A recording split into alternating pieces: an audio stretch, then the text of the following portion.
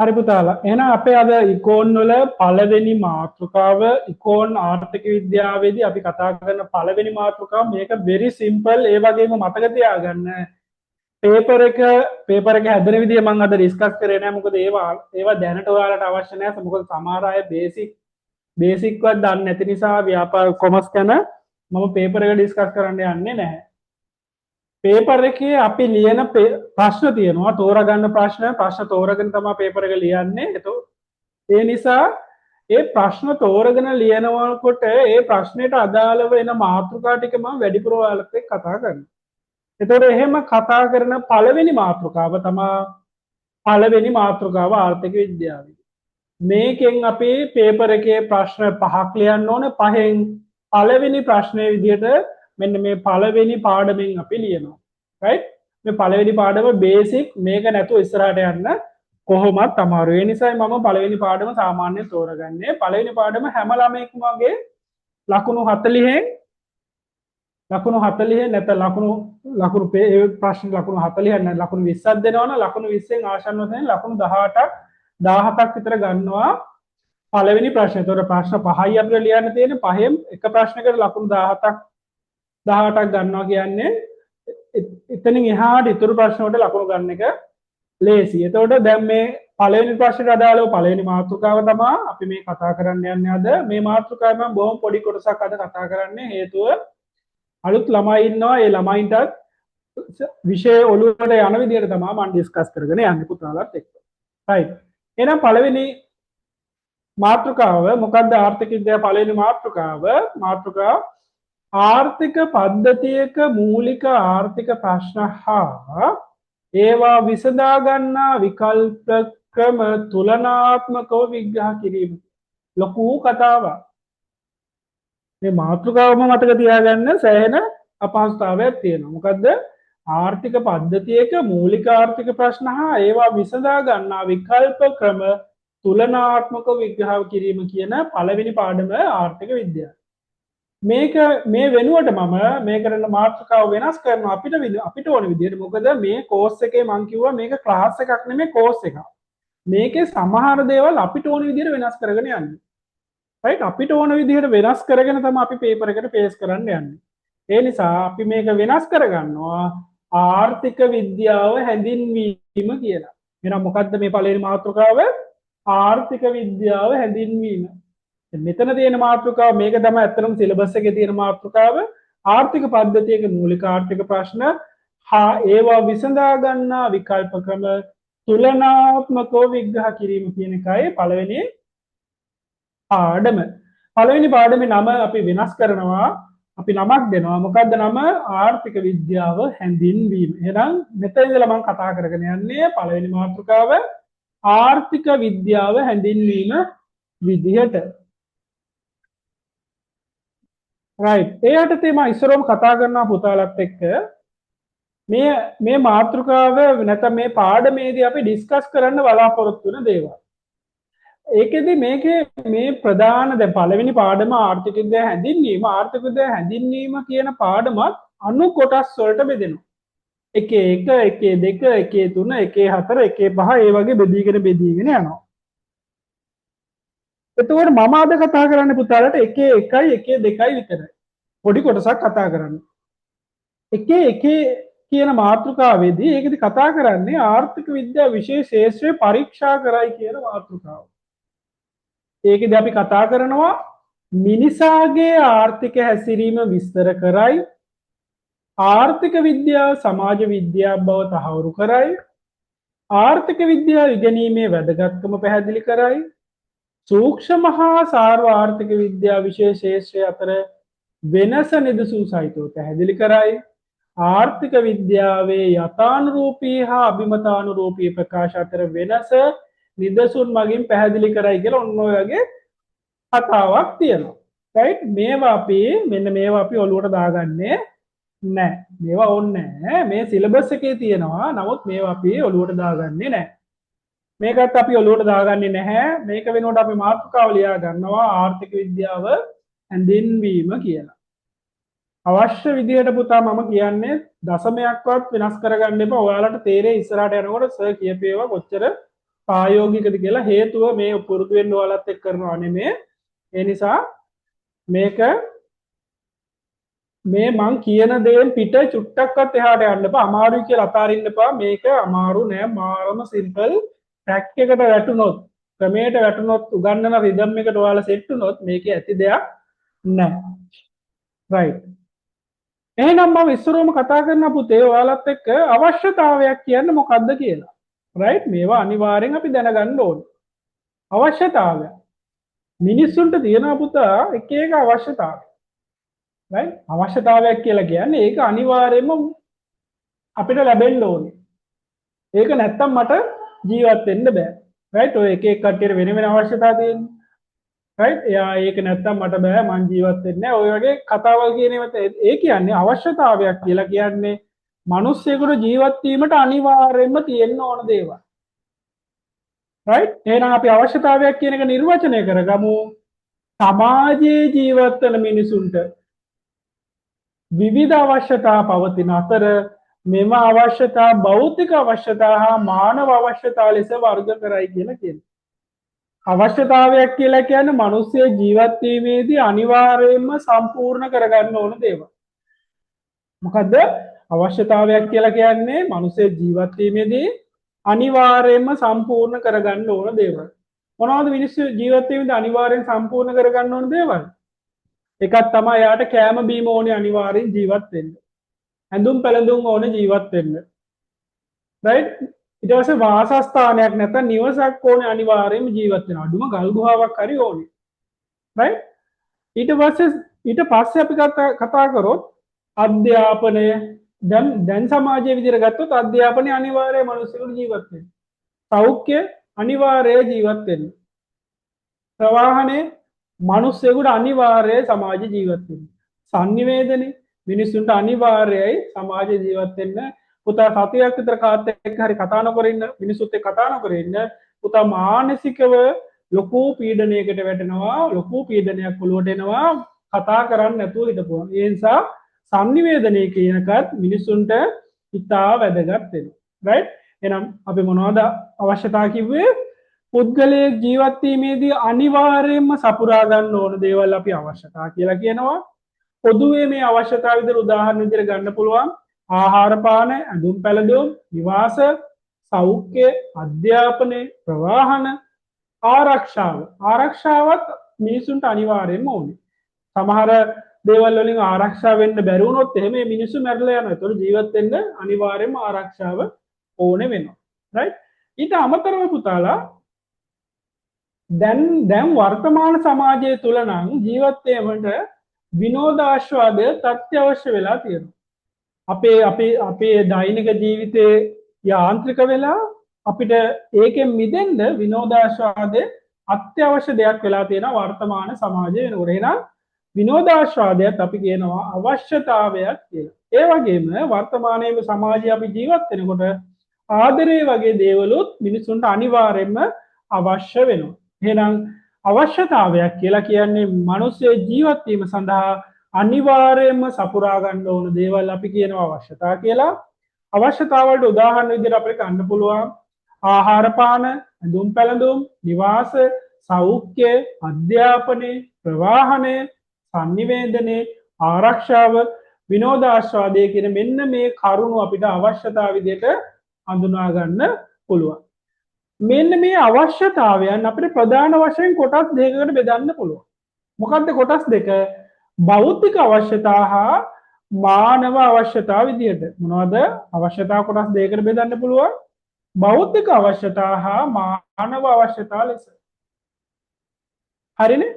එහෙනම් භෞතික අවශ්‍යතාවය කියන්නේ පුතේ භාණ්ඩයක් හෝ සේවාවක් ඍජුවම භාණ්ඩයක් හෝ සේවාවක් පාරිභෝජනය කිරීම තුලින්. පුතා මේ පාරිභෝජනය කියන්නේ කනවා කියන එක, ආහාරයට ගන්නවා කියන එක. ඉකෝන් වලට පොදු වූ වචන සෙට් එකක් තියෙනවා.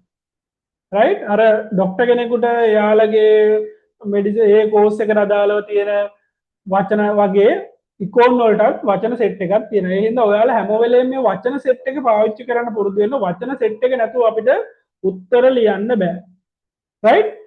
එහෙනම් භෞතික අවශ්‍යතාවයක් කියලා කියන්නේ භාණ්ඩ හා සේවා පාරිභෝජනය මගින් ඍජුවම සපුරාගත හැකි අවශ්‍යතා අපි කියන භෞතික අවශ්‍යතා කියලා.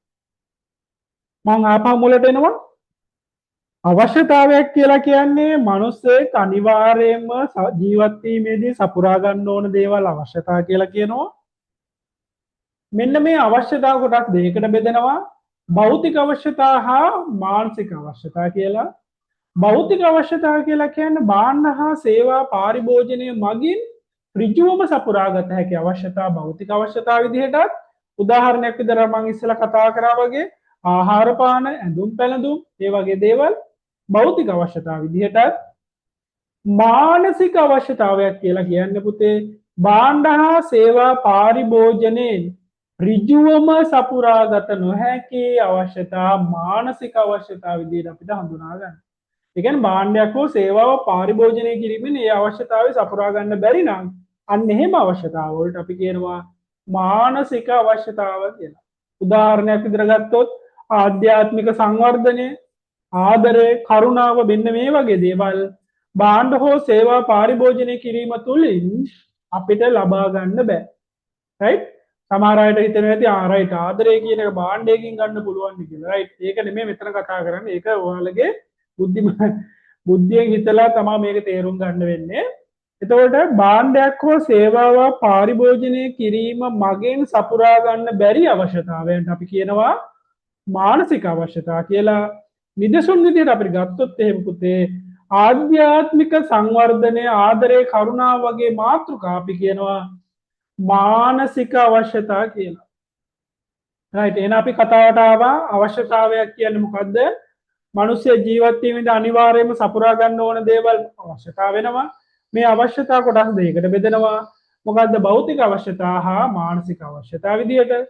භෞතික අවශ්‍යතාවයක් කියලා කියන්නේ භාණ්ඩ හා සේවා පාරිභෝජනය මගින් ඍජුවම සපුරා ගන්න පුළුවන් අවශ්‍යතා.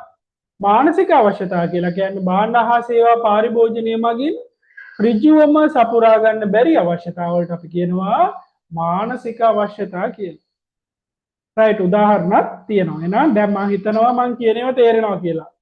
චුට්ටක් හරි අපහැදිලි නම් ටක් ගාලා මැසේජ් එකක් දාන්න ඕනේ සර් මට තේරුන්නේ නැහැ කියලා. පැහැදිලිද කට්ටියට? හරි. හැම වෙලේම ටච් එකේ ඒ කියන්නේ හැම වෙලේම මේකේ ඉන්න පුතා සිම්පල් අනිවාර්යෙන් මම ඔයාලට අවම B3ක් දාලා දෙනවා.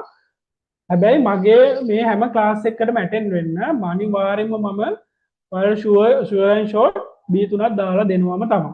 රයිට්? හරි.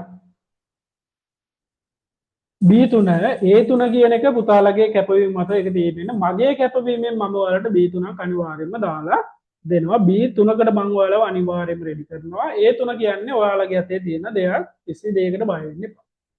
right ගැරන්ට් කරලා කියන්නේ මොනවා හරි ඔයාලට සැකයක් තිබ්බොත් කියන්න ආපහු අපි ඒක නිරවුල් කරගෙන යමු. right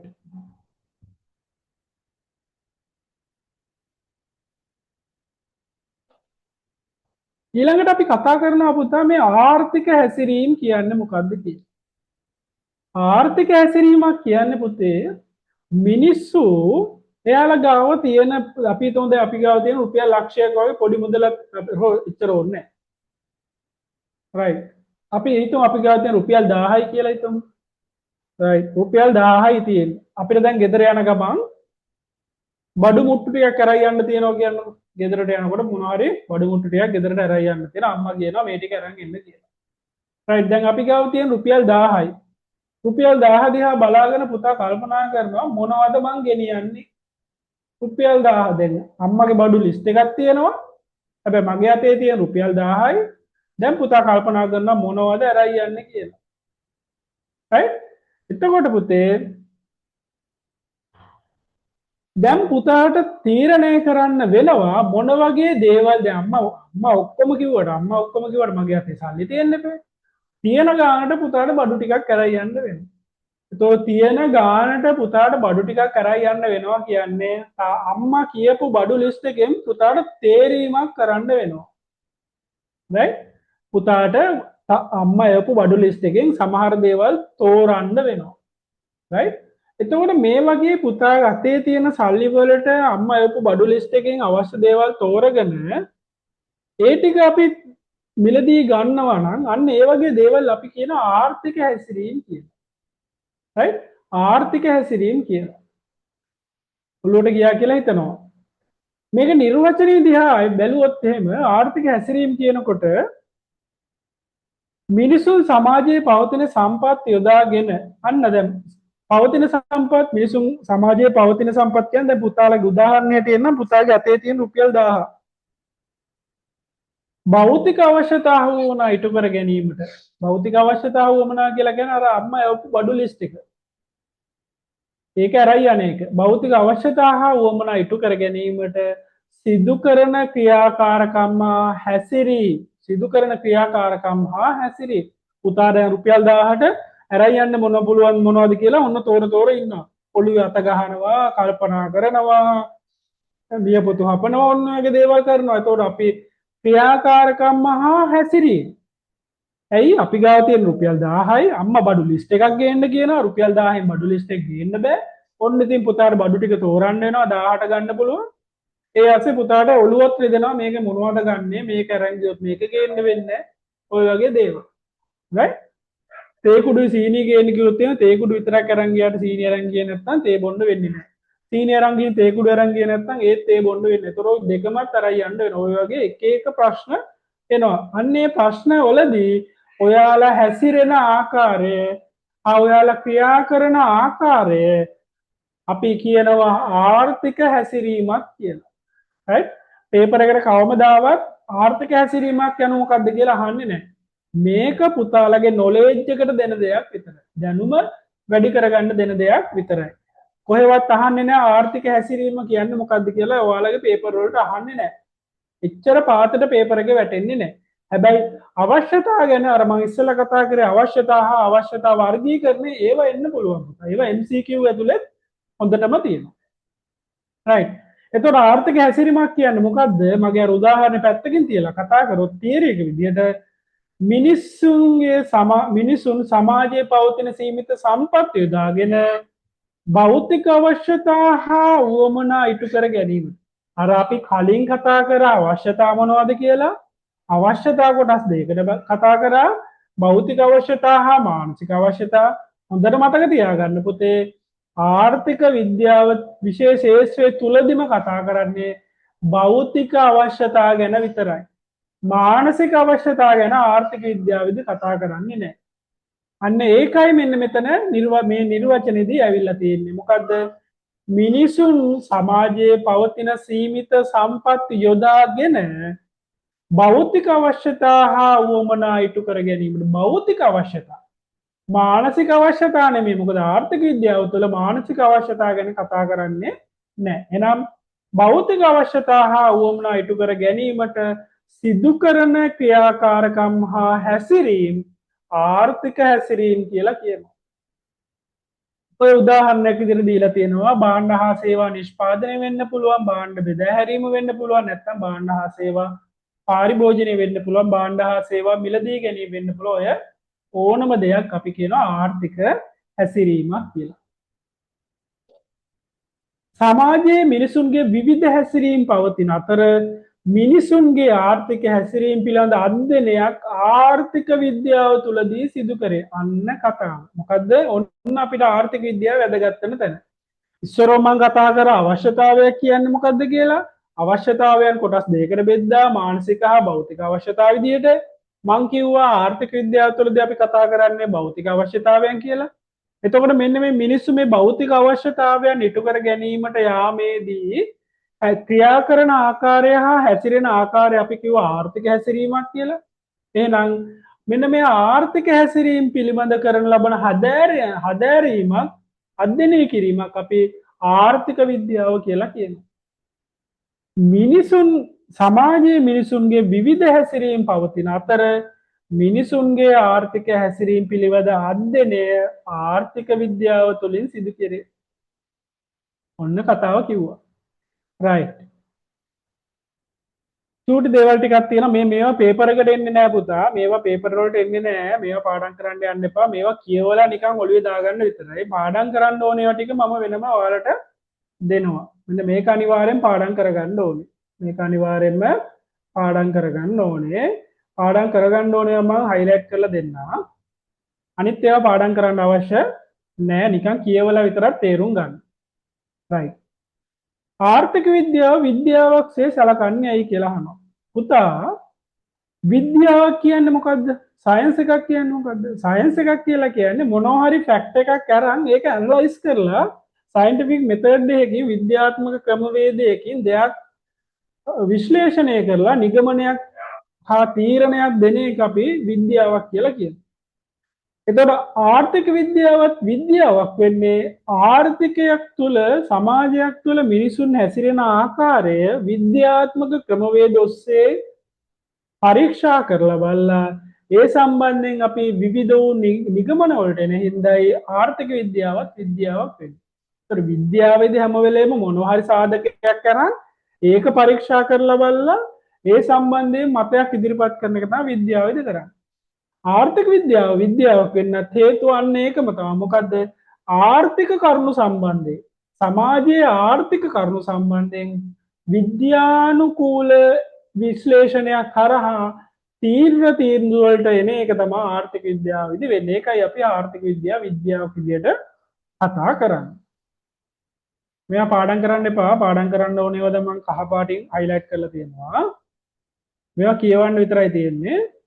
ආර්ථික විද්‍යාවෙහි අවධානයට බඳුන් වන විවිධාකාර වූ ආර්ථික න්‍යායන් හා මූලධර්ම විද්‍යාත්මක ක්‍රමවේද අනුව ගොඩනගා ඇති බැවින් ආර්ථික විද්‍යාව විද්‍යාවක්සේ සලකනවා කියලා කියනවා. විද්‍යාත්මක ක්‍රමවේද ඔස්සේ ඒවා විශ්ලේෂණය කරලා ඒවා ගොඩනගලා තියෙන හින්දායි අපි ආර්ථික විද්‍යාව විද්‍යාවක් කියලා කතා කරන්නේ. ආර්ථික විද්‍යාව අනිකුත් ස්වභාවික විද්‍යාවන්ගේ වෙනස් වන ප්‍රධානම සාධක කීපයක් තියෙනවා. ඒ කියන්නේ අනිකුත් විද්‍යාවන් ගොඩක් තියෙනවා. ආර්ථික විද්‍යාව, ජීව විද්‍යාව, භෞතික විද්‍යාව, ඒ වගේ විද්‍යාවන් ගොඩක් සමාජ විද්‍යාව. ඒ වගේ ගොඩාක් විද්‍යාවන් තියෙනවා. එතකොට ආර්ථික විද්‍යාව කියන එක විද්‍යාවෙන් අනිකුත් විද්‍යාව වලින් වෙනස් වෙන්නේ මොන කාරණා හින්දාද කියන එකයි අපි මෙතනදී කතා කරන්නේ. මේවා මතක තියාගන්න අවශ්‍ය නැහැ. පාඩම් කරන්න අවශ්‍ය නැහැ. මේ කියවලා තේරුම් ගන්න විතරයි මේ විෂයට මේ ආර්ථික විද්‍යාව කියන විෂයට එන්න ළමයිගේ ඔළුව හදන එක තමයි මේ වගේ කරන්නේ. නැතුව මේවායින් පේපර්ස් එන්නේ නැහැ. පේපර්ස් වලට ප්‍රශ්න එන්නේ නැහැ. මේකද වෙන්නේ ළමයාගේ ඔළුව හදනවා පේපර් එකට නෑ සිලබස් එක ඔළුවට යන විදිහට ඔළුව හදනවා. ආර්ථික විද්‍යාව මගේ මිනිසුන්ගේ ආර්ථික හැසිරීම විග්‍රහ කරයි. ආර්ථික විද්‍යාව මගේ අපි උඩදී කතා කරන්නේ ආර්ථික විද්‍යාවේදී මිනිසුන්ගේ හැසිරීම අධ්‍යයනය කරනවා කියලා. ඒතකොට මෙතනදී එක සාධකයක් තමයි අනිකුත් විද්‍යාවලට වෙනස් වෙන්න හේතුව තමයි මිනිසුන්ගේ ආර්ථික හැසිරීම විග්‍රහ කරන එක. අනිත් එක තමයි ගොඩනැගෙන ආර්ථික න්‍යායන් හා පර්යේෂණාගාර තුළ සනාථ කළ නොහැකි වීම. අන්න එතන පොඩි ප්‍රශ්නයක් තියෙනවා.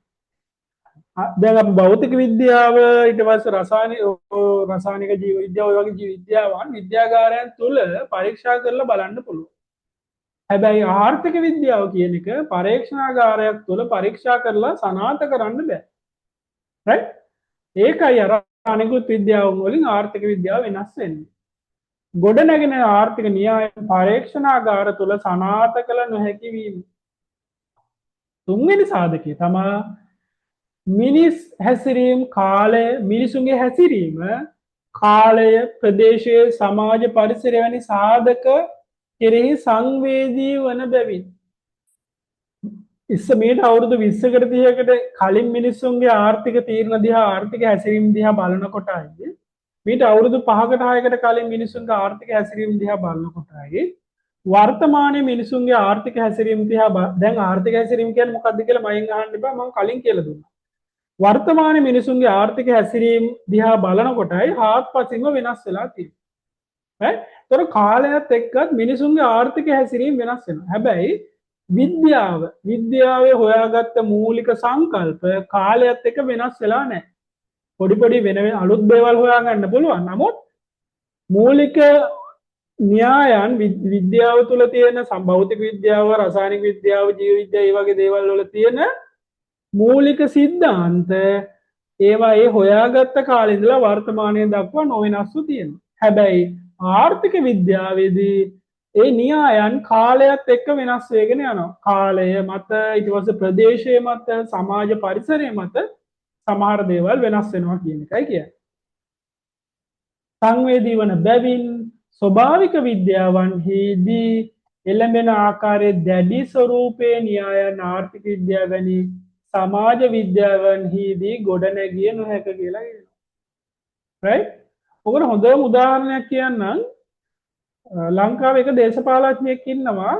එයා ආණ්ඩු පක්ෂේ නන් නෙමෙයි විපක්ෂයක් කෙනෙක්. එයා කියන දේවල් හරිය සංවේදී කතා. ඒ කියන්නේ මේ දේශපාලනික සමාජ සංවේදී කතා නෙමෙයි ආර්ථිකමය වශයෙන් සංවේදී කතා. එයා මොන හරි දෙයක් කියනකොට ඒක ඍජුවම ලංකාවේ ආර්ථිකයේ බැංකු පද්ධතියට හා මූල්‍ය පද්ධතියට ලොකු බලපෑම් ඇති කරනවා. ඒතකොට ඒ නිසා එයා දේශපාලඥයෙක්. නමුත් එයාගේ තියෙන දැනුම හා මහා ආචාර්ය කෙනෙක්. එතකොට එයා කියන එක කරුණු ලංකාවේ බැංකු පද්ධතිය හා මූල්‍ය පද්ධතිය හෙල්ලෙන්න බලපානවා. right? එතකොට ඒක බැංකු සමහර බැංකු වටන්නත් එයාගේ ඒ සමහර විද්‍යාත්මක එයා පැහැදිලි කරන සංකල්ප බලපාන නැත්නම් එයාගේ අදහස් බලපාන සමහර වෙලාවට බැංකු පවා වැටෙන්න ඉඩ තියෙනවා එයා කියන කතාවලට. ඒ කියන්නේ එයාගේ අදහස් හා එයාගේ ප්‍රකාශන වලට ලංකාවේ සමහර මූල්‍ය පද්ධතීන් හා බැංකු පද්ධතීන් හා ආර්ථික ආයෝජන වගේ ඒ වගේ ශේෂ්ත්‍ර හරි සංවේදී එයාගේ අදහස් හා එයාගේ කතාවලට. ඒ නිසා එතකොට මේක නමුත් ඒ කියන්නේ මේකේ තේරුම තමයි සමාජයේ මේක පොදු නැහැ. එක සමාජ වලට පොදු නැහැ. සමාජයෙන් සමාජයට ඒක වෙනස් වෙනවා.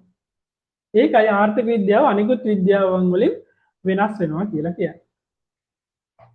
ඊළඟ මාතෘකාව. ඒතර මේක මතක තියාගන්න අවශ්‍ය වෙන්නේ නැහැ. මේව මතක තියාගන්න අවශ්‍ය වෙන්නේ නැහැ. මතක තියාගන්න අවශ්‍ය වෙන්නේ මේ කොටස විතරයි.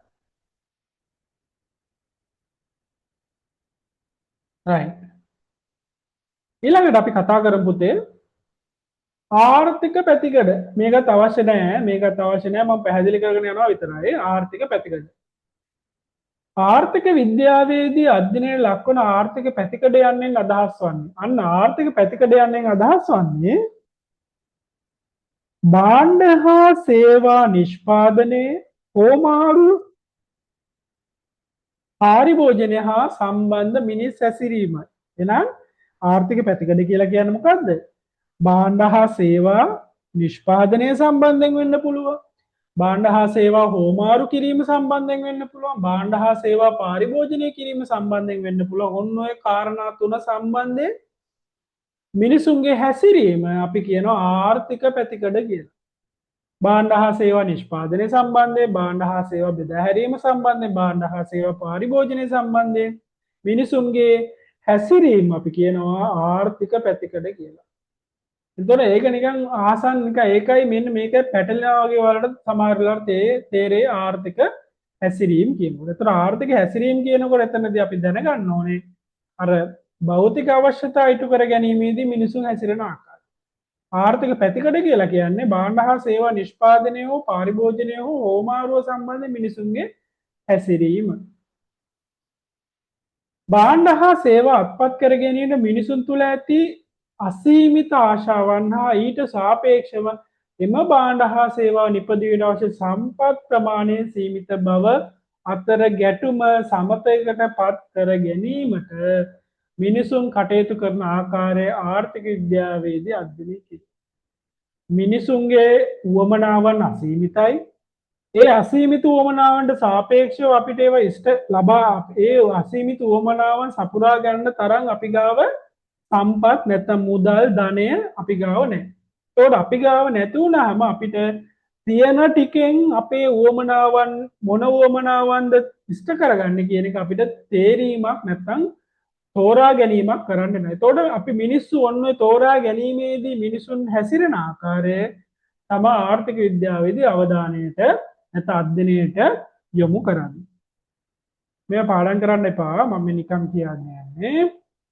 මිනිස් සමාජයේ ඉතා පුළුල් විෂය පරාසයක් ආර්ථික පැතිකඩ හා සම්බන්ධ වන අතර මිනිසා මුහුණ දෙන ප්‍රශ්න රාශියක් ආර්ථික ස්වරූප ගනී කියලා කියනවා. මේ නිසා ආර්ථික විද්‍යාව තරම් ජන ජීවිතයට සමීප තවත් විෂයක් නොමැති තරම්ය. සමාජ විද්‍යාවන් අතර රැජින ලෙස ආර්ථික විද්‍යාව සලකනවා කියලා ඔන්න බොරුවට අපි වර්ණනා කරගන්නවා ආර්ථික විද්‍යාව. රයිට්, මේවා අවශ්‍ය නැහැ. මේවා කියවන්න විතරයි, කියවලා දෙයක් ඔලුවට දාගන්නවා විතරයි, පාඩම් කරන්න යන්නේ නැහැ. රයිට්, ඉතින් පාඩම් කරන්න ඕන එක මම highlight කරලා දුන්නා. රයිට්, ආර්ථික කටයුත්ත. දැන් බලන්න අපි ආර්ථික කටයුත්තක් කියන්නේ මොකක්ද කියලා. ආර්ථික විද්‍යාවේ අවධානයට බඳුන් වන සෑම ආර්ථික කටයුත්තක්ම භාණ්ඩ හා සේවා නිෂ්පාදනයේ බෙදා හැරීම හා පාරිභෝජනයේ සම්බන්ධ ක්‍රියාකාරකම්. අන්න කියනවා. අපි උඩදිත් කතා කරන්නේ ආර්ථික පැතිකඩයේදීත් අපි කතා කරා භාණ්ඩ හා සේවා නිෂ්පාදනයේ සම්බන්ධයෙන්, පාරිභෝජනයේ සම්බන්ධයෙන් හා හෝමාරුව සම්බන්ධයෙන් මිනිසුන්ගේ හැසිරීම. ඒතකොට මේකෙදිත් අපි කතා කරන්නේ මේ භාණ්ඩ හා සේවා නිෂ්පාදනයේ බෙදා හැරීම හා පාරිභෝජනයේ සම්බන්ධයෙන් මිනිසුන් ක්‍රියා කරන ආකාරය අපි කියනවා ආර්ථික කටයුත්තක් කියලා. අපි කතා කරන එකම දේ මේ කියන්නේ හැමතැනදී. මේකත් අවශ්‍ය නැහැ පාඩම් කරන්න. මේ අනුව යහපත් ජන ජීවිතයක් ගත කිරීම සඳහා අවශ්‍ය භාණ්ඩ හා සේවා පාරිභෝජනය කරමින් තම භෞතික අවශ්‍යතා සපුරා ගැනීම සඳහා පුද්ගලයන් හා සමාජයේ ක්‍රියාත්මක වන ආකාරය, එහිලා තීරණ ගනු ලබන ආකාරය ආර්ථික විද්‍යා විශේෂ තුළ අවධානයට ලක් කෙරේ. right?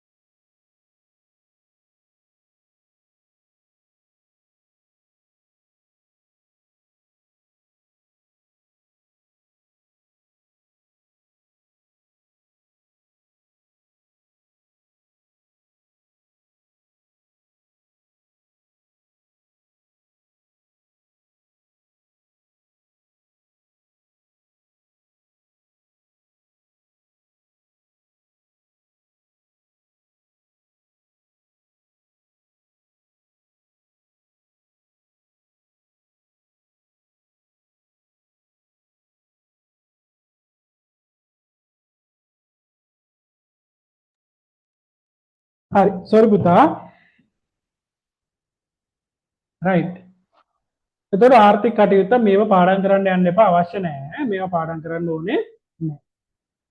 ආර්ථික විද්‍යාව පිළිබඳ පොදු නිර්වචන මෙන්න මේක නම් පාඩම් කරගන්න ඕනේ පුතා. මෙන්න මේ නිර්වචන දෙක නම් පාඩම් කරගන්නම ඕනේ. මොකද මේකෙන් MCQ තියෙනවා.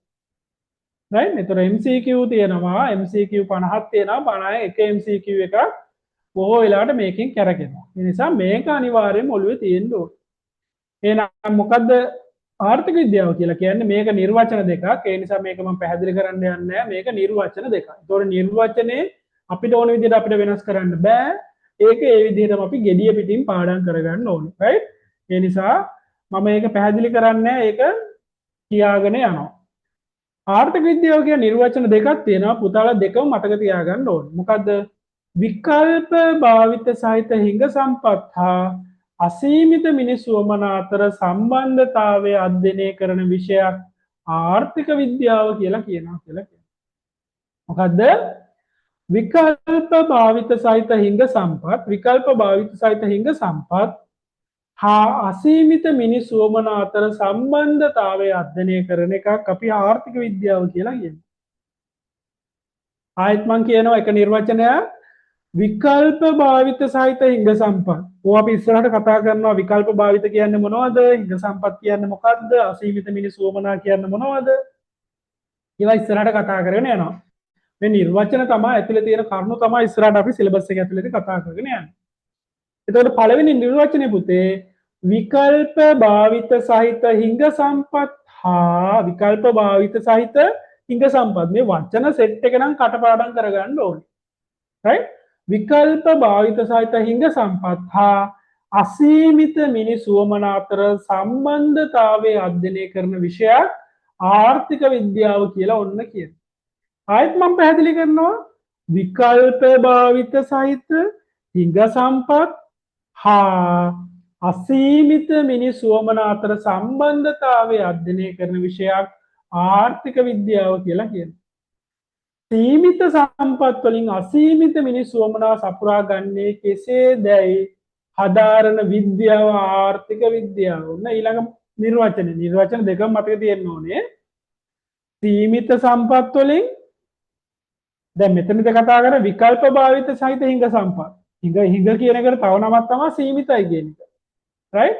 හිඟ කියන එකට තව නමක් තමයි සීමිත කියන එක.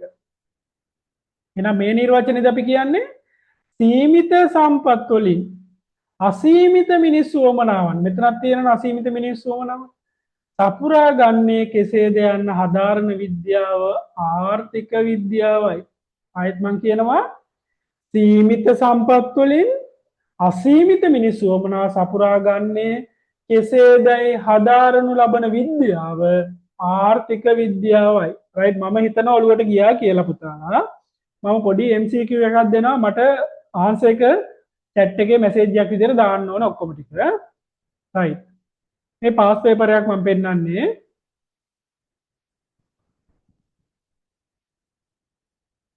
හරි මෙන්න තියෙනවා 2021 ගේ ප්‍රශ්නයක් තියෙනවා මේකෙන් පාස් පේපර් ප්‍රශ්නයක්. ආර්ථික විද්‍යාව පිළිබඳ වඩාත් සම්පූර්ණ කෙටි නිර්වචනය වන්නේ කුමක්ද? පුළුවන් උත්තරයක් දෙන්න. උත්තරේ මට මැසේජ් එකක් විදිහට එවන්න ඕනේ. ඉස්සරම මම නිර්වචනය ඔයාලට පෙන්නනවා විනාඩියක් විතර බලා ගන්න.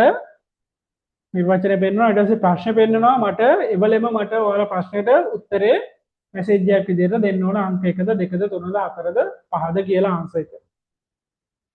right හරිද? පුතා හැම වෙලේම මාත් එක්ක ඉන්ටරැක්ට් කරන්න, ඒක මාත් එක්ක ගනුදෙනු කරන්න, සංනිවේදනය කරන්න. අපි මේක ක්ලාස් එකක් නෙමෙයි කෝස් එකක්. ඒ හින්දා මම හැම ළමයා ගැනම තනි තනියෙන් බලනවා.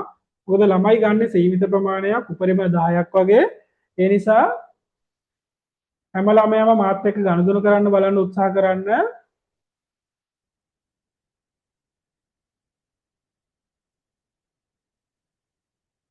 right තප්පරයක් දෙන්න.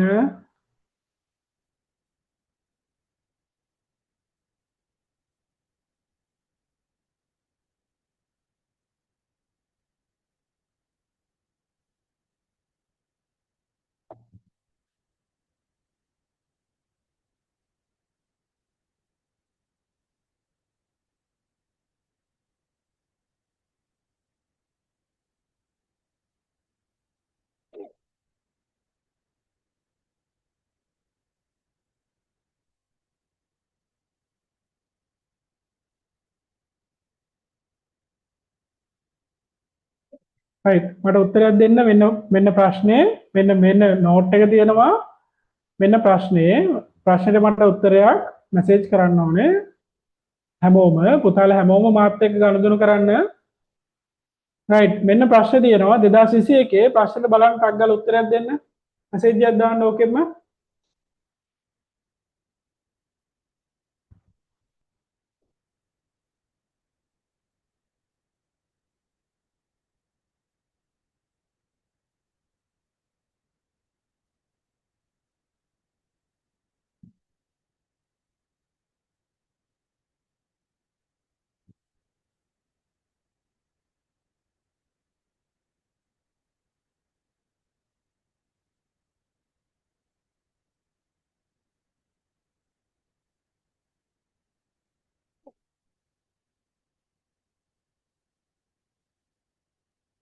උත්තරයක් ඕනේ හැමෝගෙම පුතාලා.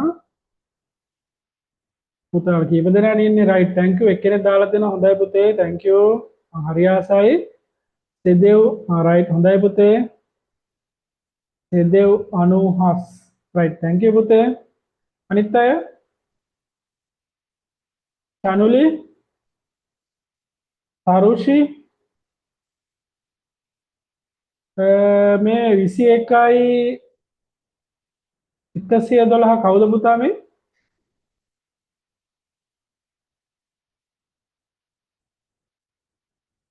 Tarushi, thank you පුතේ. Thank you. Thank you. Sadev, Tarushi, thank you. Tarushi. නේ right. Chanuli, thank you පුතේ. මේ යටින් කවුරු හරි ඉන්නවා තව එක්කෙනෙක් 21යි 11යි 2 කියලා. නම දාගත්තොත් හොඳයි පුතා. මම හැම වෙලේම ඔයාලත් එක්ක නමින් ගනුදෙනු කරනවා. ඒ නිසා හැම වෙලේම මාත් එක්ක නම ෂෙයා කරගන්න උත්සාහ කරන්න. අපි මේක ගෲප් එකක් විදිහට වැඩේ කරන්නේ. ඒ කියන්නේ මේක බහැලම කරන වැඩක්. තනි තනියෙන් කරන්නේ නැහැ. ඒ කියන්නේ මග කවුරුත් දාලා යන්නේ නැහැ මග. හැමෝම ඇදගෙන යන්නේ. ඒ නිසා හැමෝම මාත් එක්ක සුවදව මේ වැඩේ කරමු. පුතා කැමති නම් ওই 21යි 11යි 2 කියන එක වෙනවා නම චේන්ජ් කරගන්න පුතේ.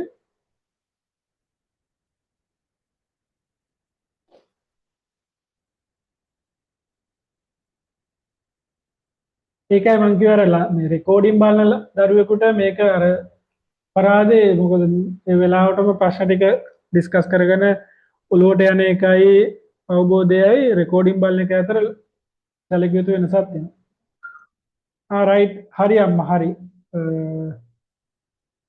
රයිට් අපි ඊළඟ ක්ලාස් එකේදී නම වෙනස් කරමු. හරි හරි හරි. හරි thank you. 21යි 11යි 12 රයිට්. මෙත් සහ රයිට් රයිට්. හරි අම්මා හරි. හරි 21යි 11යි 12යි ප්‍රශ්න විසඳුණා. thank you. හරි උත්තරයක් දෙන්න පුළුවන්ද? අමාරුද?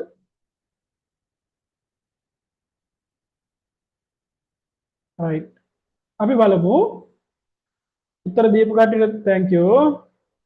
ආර්ථික විද්‍යාව පිළිබඳ වඩාත් සම්පූර්ණ කෙටි නිර්වචනය වනුයේ ආර්ථික විද්‍යාව යනු තම පුරවැසියන්ට වඩාත් යහපත් තත්ත්වයක් ඇති කර ගැනීම සඳහා සමාජයේ රැකිය අවස්ථා නිර්මාණය කිරීම. අපි ඔහොම කතාවක් කතා කරලා නැහැ.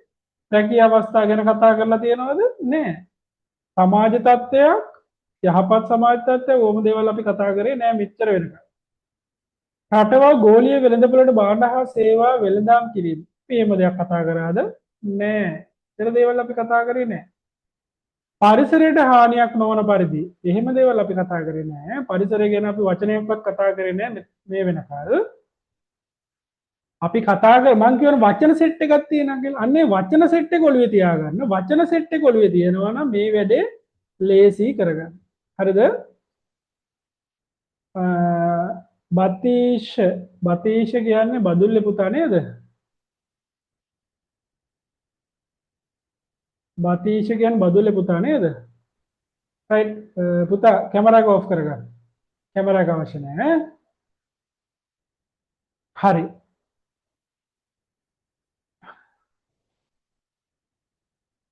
හරි අපි මං කියවන අර කතාවේදී මේ හැම වෙලේම මේ සබ්ජෙක්ට් එකට එනකොට පුතා මේක ඇඟේ තියෙන්න ඕන. ඇඟේ ඒ කියන්නේ මේකට වචන සෙට් එකක් තියෙනවා. වචන සෙට් එක අපි හැම වෙලේම ඔළුවේ තියාගෙන ඉන්නවා. දවසට වචන සෙට් එකක් තියෙනවා. වචන සෙට් එක ඔළුවට දාගන්න.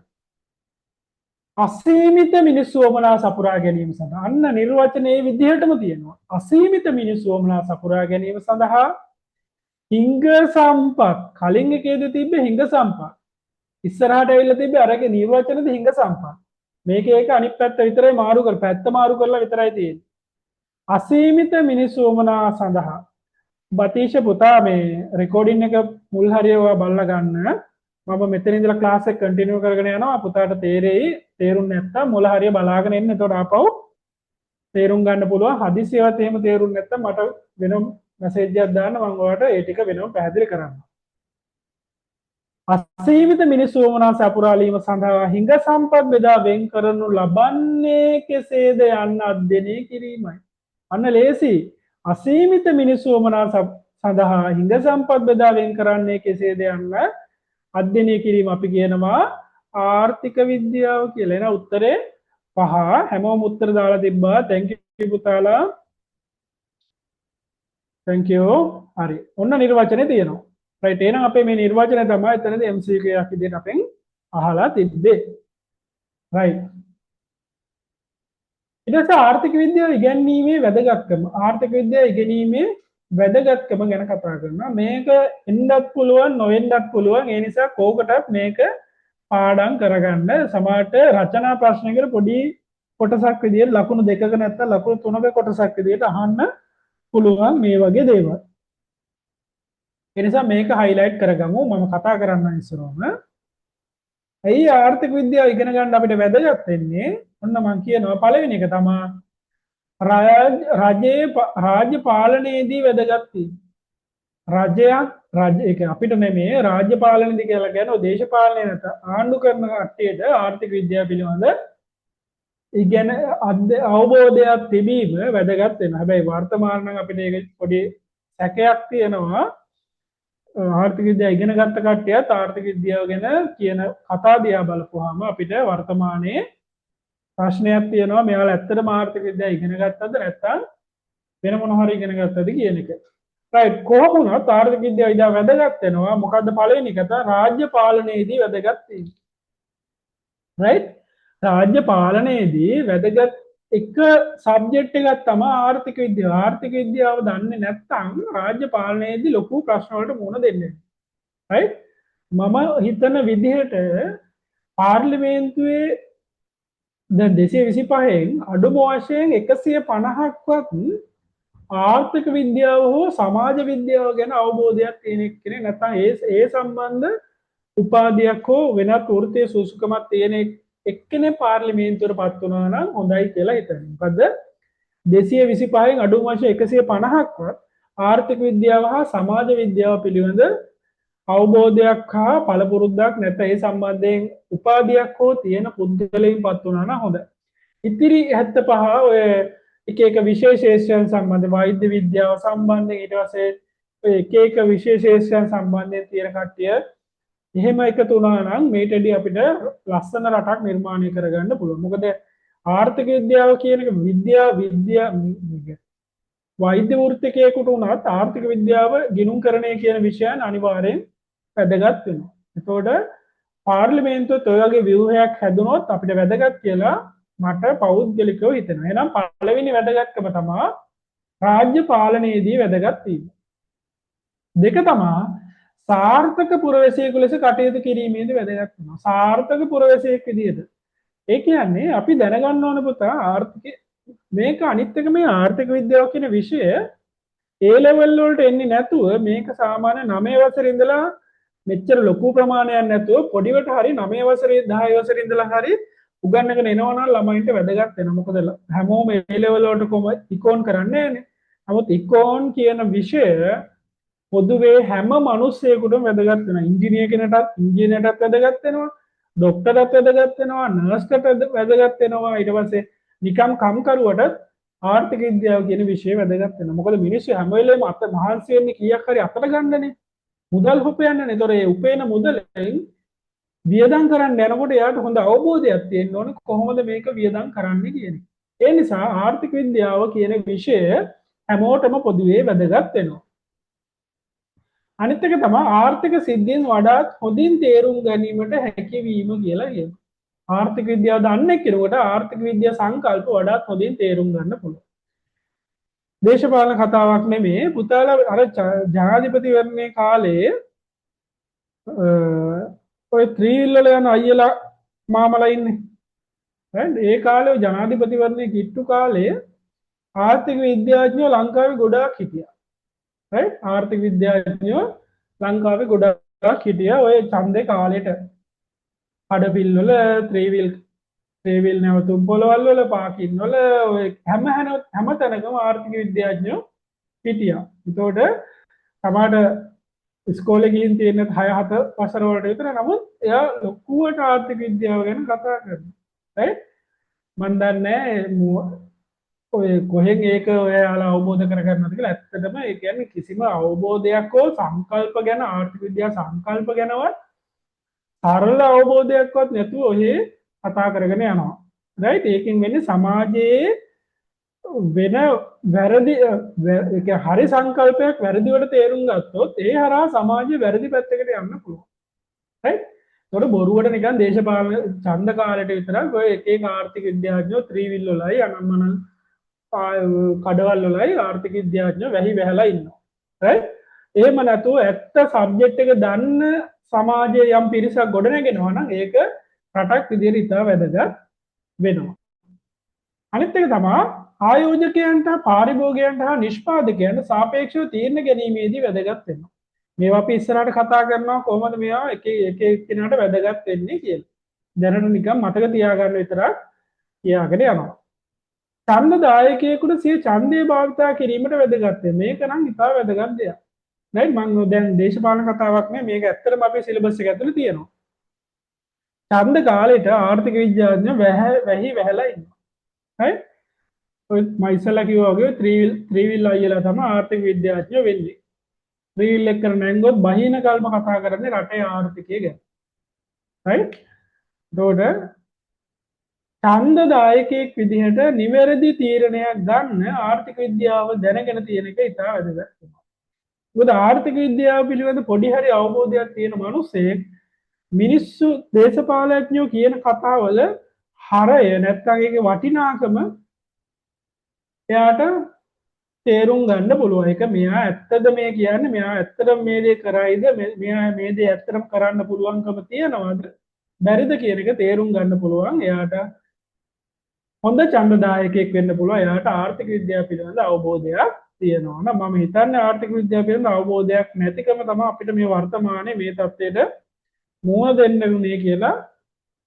ඒක පක්ෂ ભેදයකින් තොරව වර්තමානයේ දක්වාම අපිට අතීතයේ ඉඳලා මේ තත්ත්වයට මුහුණ දෙන්න හේතු උනේ බහුතරයකට මේ වගේ අවබෝධයක් නැතිව එන පැත්තට යන එක තමයි අපිට ප්‍රශ්නයක් උනේ. අවසාන එක පාසා ශිෂ්‍යයන්ට තාර්ථිකව සිය තීරණ ගැනීමට වැදගත් වෙනවා. පාසා ශිෂ්‍යයන්ට තාර්ථිකව සිය තීරණ ගැනීමට වැදගත් වෙනවා. මේකෙදි කියන්නේ පුතේ මේක ඔයාලට වැදගත් වෙන නිසා මම චුට්ටක් පැහැදිලි කරන්න යන්නම්. O level වලින් පස්සේ A level වලට යනකොට ළමයි තෝරගන්න සබ්ජෙක්ට් එක ඉතා වැදගත් වෙනවා ඒ ළමයාගේ අනාගතයට. right? අපි හිතමු පුතා A level වලට A9ක් දැම්මා ඒ ළමයාත් දාලා ඉවරලා ඔන්න පුතා මැත්ස් හරි බයෝ හරි කරන්න යනවා. ඔතන තියෙන ප්‍රශ්න තමයි පුතාලා මැත්ස් හෝ බයෝ කරලා හොඳ රිසල්ට් එකක් කැම්පස් යන්න හෝ කැම්පස් යන්න බැරි වුණත් හොඳ රිසල්ට් එකක් දැම්මොත් පුතාලගේ අනාගතය හොඳ වෙන්න පුළුවන්. හැබැයි එක සබ්ජෙක්ට් එකක් හරි ෆේල් වෙලා හෝ සබ්ජෙක්ට් දෙකක් හරි ෆේල් වෙලා එක්සෑම් එක ඉවර වුණොත් එහෙම අපි එතනින් නතර කරොත් අපේ අධ්‍යාපනය අපි A level කරේ නෑ වගේ තත්ත්වයට වැටෙනවා. right? A level කරේ නෑ වගේ තත්ත්වයට වැටෙනවා. ඊට වැඩිය වඩා වැදගත් අපිට ලේසි සබ්ජෙක්ට් එකක් නැත්නම් විෂය මාධ්‍යයක් නෙමෙයි මේ ස්ට්‍රීම් එකට සිංහලෙන් කියන්නේ මොකද්ද විෂය ශාස්ත්‍රයක් තෝරාගන්න එක. right? ඒ කියන්නේ අපිට හිතනවා නම් රයිට් මට උත්තර දේවල් කරගන්න බැරි වෙයි මම ඔය කොහොම හරි එක්සෑම් එක කරගන්නවා කියලා වගේ හිතන කට්ටියට ඔය ආර්ට් වගේ සබ්ජෙක්ට් එකක් ආර්ට් වලින් කරලා මොකක් හරි රිසල්ට් එකක් දාගන්න පුළුවන් ආර්ට්. right? කොමර්ස් වලින් කරනවා නම් පුතා කොමර්ස් කියන එක ආර්ට් වලට වඩා වැඩිපුර බරක් දෙන්න ඕනේ හා බයෝ මැත්ස් වලට වඩා අඩු බරක් දෙන්න ඕනේ. කියන්නේ අතරමැද තියෙන විෂයක් මේ වාණිජ්‍ය විෂය කියලා කියන්නේ. එතකොට මේකෙදි වැඩ නොකර ඉන්නත් බෑ අනවශ්‍ය විදිහට වැඩ කරන්න අවශ්‍යකුත් නැහැ. සාමාන්‍ය විදිහට අනිත් වැඩ කරන ගමන් මේකත් කරගෙන යන්න පුළුවන් විෂය ශාස්ත්‍රයක් තමයි මේ වාණිජ්‍ය විෂය ශාස්ත්‍රය කියන්නේ. මේකෙන් කරාම අපිට කරන්න තියෙන අපිට මේකේ කැම්පස් යන්න බැරි වුණත් අපිට එළියට ගිහින් දේවල් ගොඩක් කරන්න පුළුවන්. කෝසස් කරන්න පුළුවන්, ජොබ් එකක් හොයාගන්න ලේසි. right?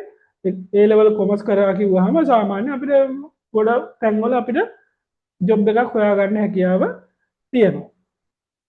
එතකොට ශිෂ්‍යයෙක් විදිහට ආර්ථික තීරණ ගන්නකොට එයා කල්පනා කරලා බලන්න ඕන මගේ හැකියාව අනුව මම A level වලට මොන විෂය ශාස්ත්‍රයෙන්ද A level කරන්න කියන එක අන්න ඒ වගේ තීරණ ගන්න අපිට ආර්ථික විද්‍යාව ඉගෙන ගන්න වැදගත් වෙනවා. මොකද අපි හිතමු දැන් මේ දවස්වල නම් දැන් තියෙන තත්ත්වය වෙනවා මේ කලා විෂය හදාarලා අපිට ආර්ථික ඉස්සරහදී ලොකු ආර්ථික හැකියාවක් වර්ධනය කරගන්න බෑ. මොකද ඒකේ එක්ක අපිට ගන්න වෙන්නේ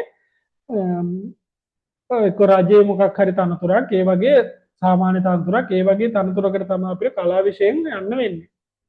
හැබැයි අපි හිතුවොත් දැන් අපි මැත්ස් හරි බයෝ හරි කරනවා කියලා. එතකොට අපිට ඉස්සරහදී අපි මැත්ස් බයෝ එහෙම කරොත් එහෙම අපිට ඉස්සරහදී හොඳ ආර්ථික තත්ත්වයක් ගොඩනගා ගන්න පුළුවන්. කැම්පස් ගිහින් ડોක්ටර් කෙනෙක් වෙලා ඕම ඇවිල්ලා. නැත්නම් ඉංජිනේර කෙනෙක් විදිහට අපි මැත්ස් කරලා ඉංජිනේර කෙනෙක් විදිහට අපිට යුනිවර්සිටි ගියොත් එහෙම අපි දන්නවා රයිට් අපිට එළියට එනකොට ලොකු පඩියක් එක්ක අපිට ජොබ් එකක් හම්බ වෙනවා කියලා. ඒ වගේම කොමර්ස් කරලා කැම්පස් එකට ගියොත් එයාලා එහෙම චාර්ටර්ඩ් ඇකවුන්ටන්ට්ලා කෙනෙක් කවුන්ටන්ට් කෙනෙක් වෙන්නේ තමයි බොහෝ වෙලාවට කොමර්ස් කරපු කට්ටිය. ඒතකොට කෙලින්ම යා එළියට එනකොටම යාට එළියට එන්නත් කලින් යා පාර්ට් ටයිම් ජොබ්ස් කරලා ලොකු ඉන්කම් එකක් හොයා ගන්නවා.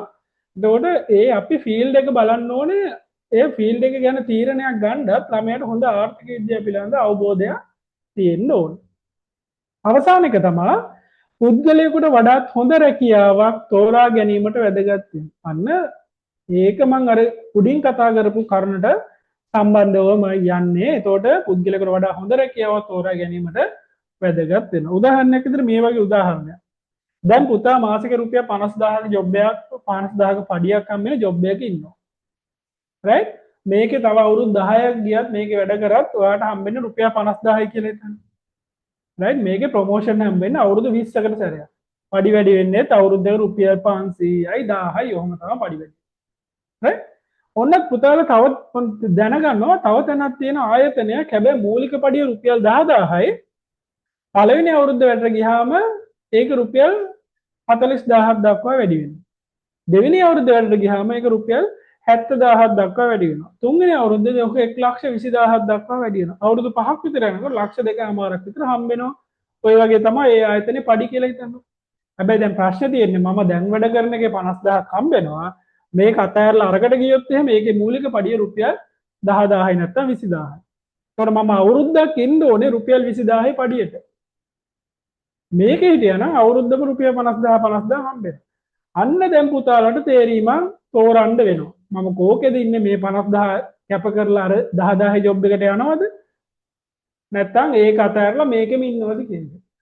ඔයා මේ 50000 ජොබ් එක කැප කරලා අර ජොබ් එකට ගියොත් එහෙම අවුරුදු 3ක් විතර යනකොට පුතාට අර කලින් ජොබ් එකේ හම්බෙච්ච පඩිය වගේ 4-5 ගුණයක පඩියක් හම්බ වෙනවා. ඒතර පුතාලට තීරණ ගන්නත් ආර්ථික විද්‍යාව පිළිබඳ හොඳ අවබෝධයක් තියෙන්න ඕන. ඕක තමයි අපි කියන්නේ ආර්ථික විද්‍යාව ඉගෙනීමේ වැදගත්කම කියලා. මේවා ටික ඔළුවේ තියාගන්න මේ ටික අපිට අවශ්‍ය වෙයි ඉස්සරහට යන්න.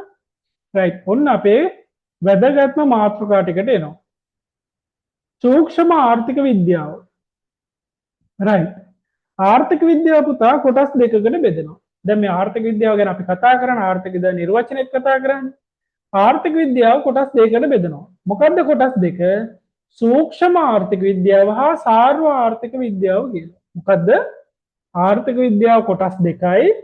සූක්ෂම ආර්ථික විද්‍යාව හා සාර්ව ආර්ථික විද්‍යාව කියලා. මේන්න මේ කොටස් දෙක තමයි පුතාලා 12 වසරේදී 13 වසරේ කියන මුළු සිලබස් එකේදීම කතා කරන්නේ මෙන්න මේ කොටස් දෙක. සූක්ෂම ආර්ථික විද්‍යාවයි සාර්ව ආර්ථික විද්‍යාව. ඔය දෙක විතරමයි සිලබස් එක ඇතුලේ කතා කරන්නේ. right? එතකොට සූක්ෂම ආර්ථික විද්‍යාවේදී පාඩම් 5ක් විතර කතා කරනවා. සාර්ව ආර්ථික විද්‍යාවේදී ඊටු පාඩම් ටික කතා කරනවා. එහෙනම් ආර්ථික විද්‍යාව කොටස් දෙකයි. සූක්ෂම ආර්ථික විද්‍යාව හා සාර්ව ආර්ථික විද්‍යාව. පුතාලා සූක්ෂම ආර්ථික විද්‍යාව කියලා කියන්නේ අපි ඉංග්‍රීසියෙන් කියනවා මයික්‍රෝ ඉකොනොමික්. මයික්‍රෝ කියලා කියන්නේ චූටි චූටි කොටස් වලට. right?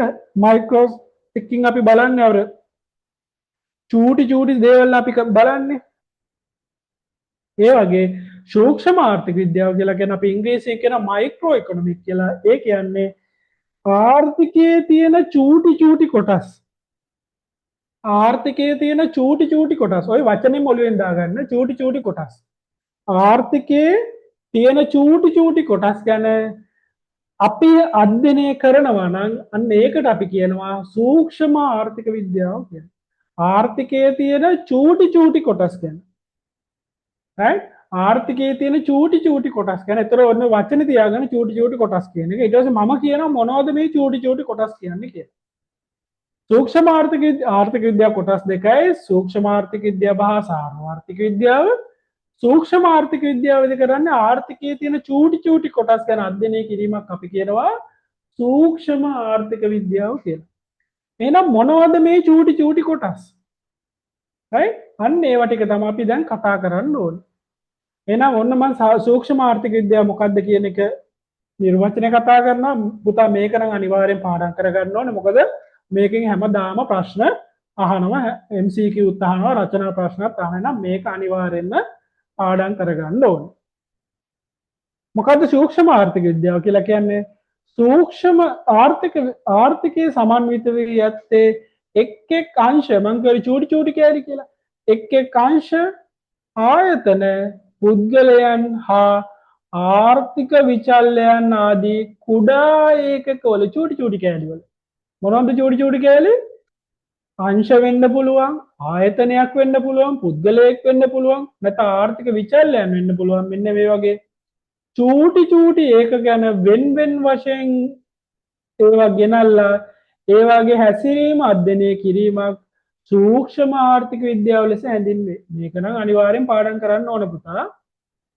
මේක අනිවාර්යෙන්ම තියෙන්න ඕනේ. මොකද්ද සූක්ෂම ආර්ථික විද්‍යාව කියන්නේ? ආර්ථික විද්‍යාව කොටස් දෙකයි. සූක්ෂම ආර්ථික විද්‍යාව හා සාර්ව ආර්ථික විද්‍යාව.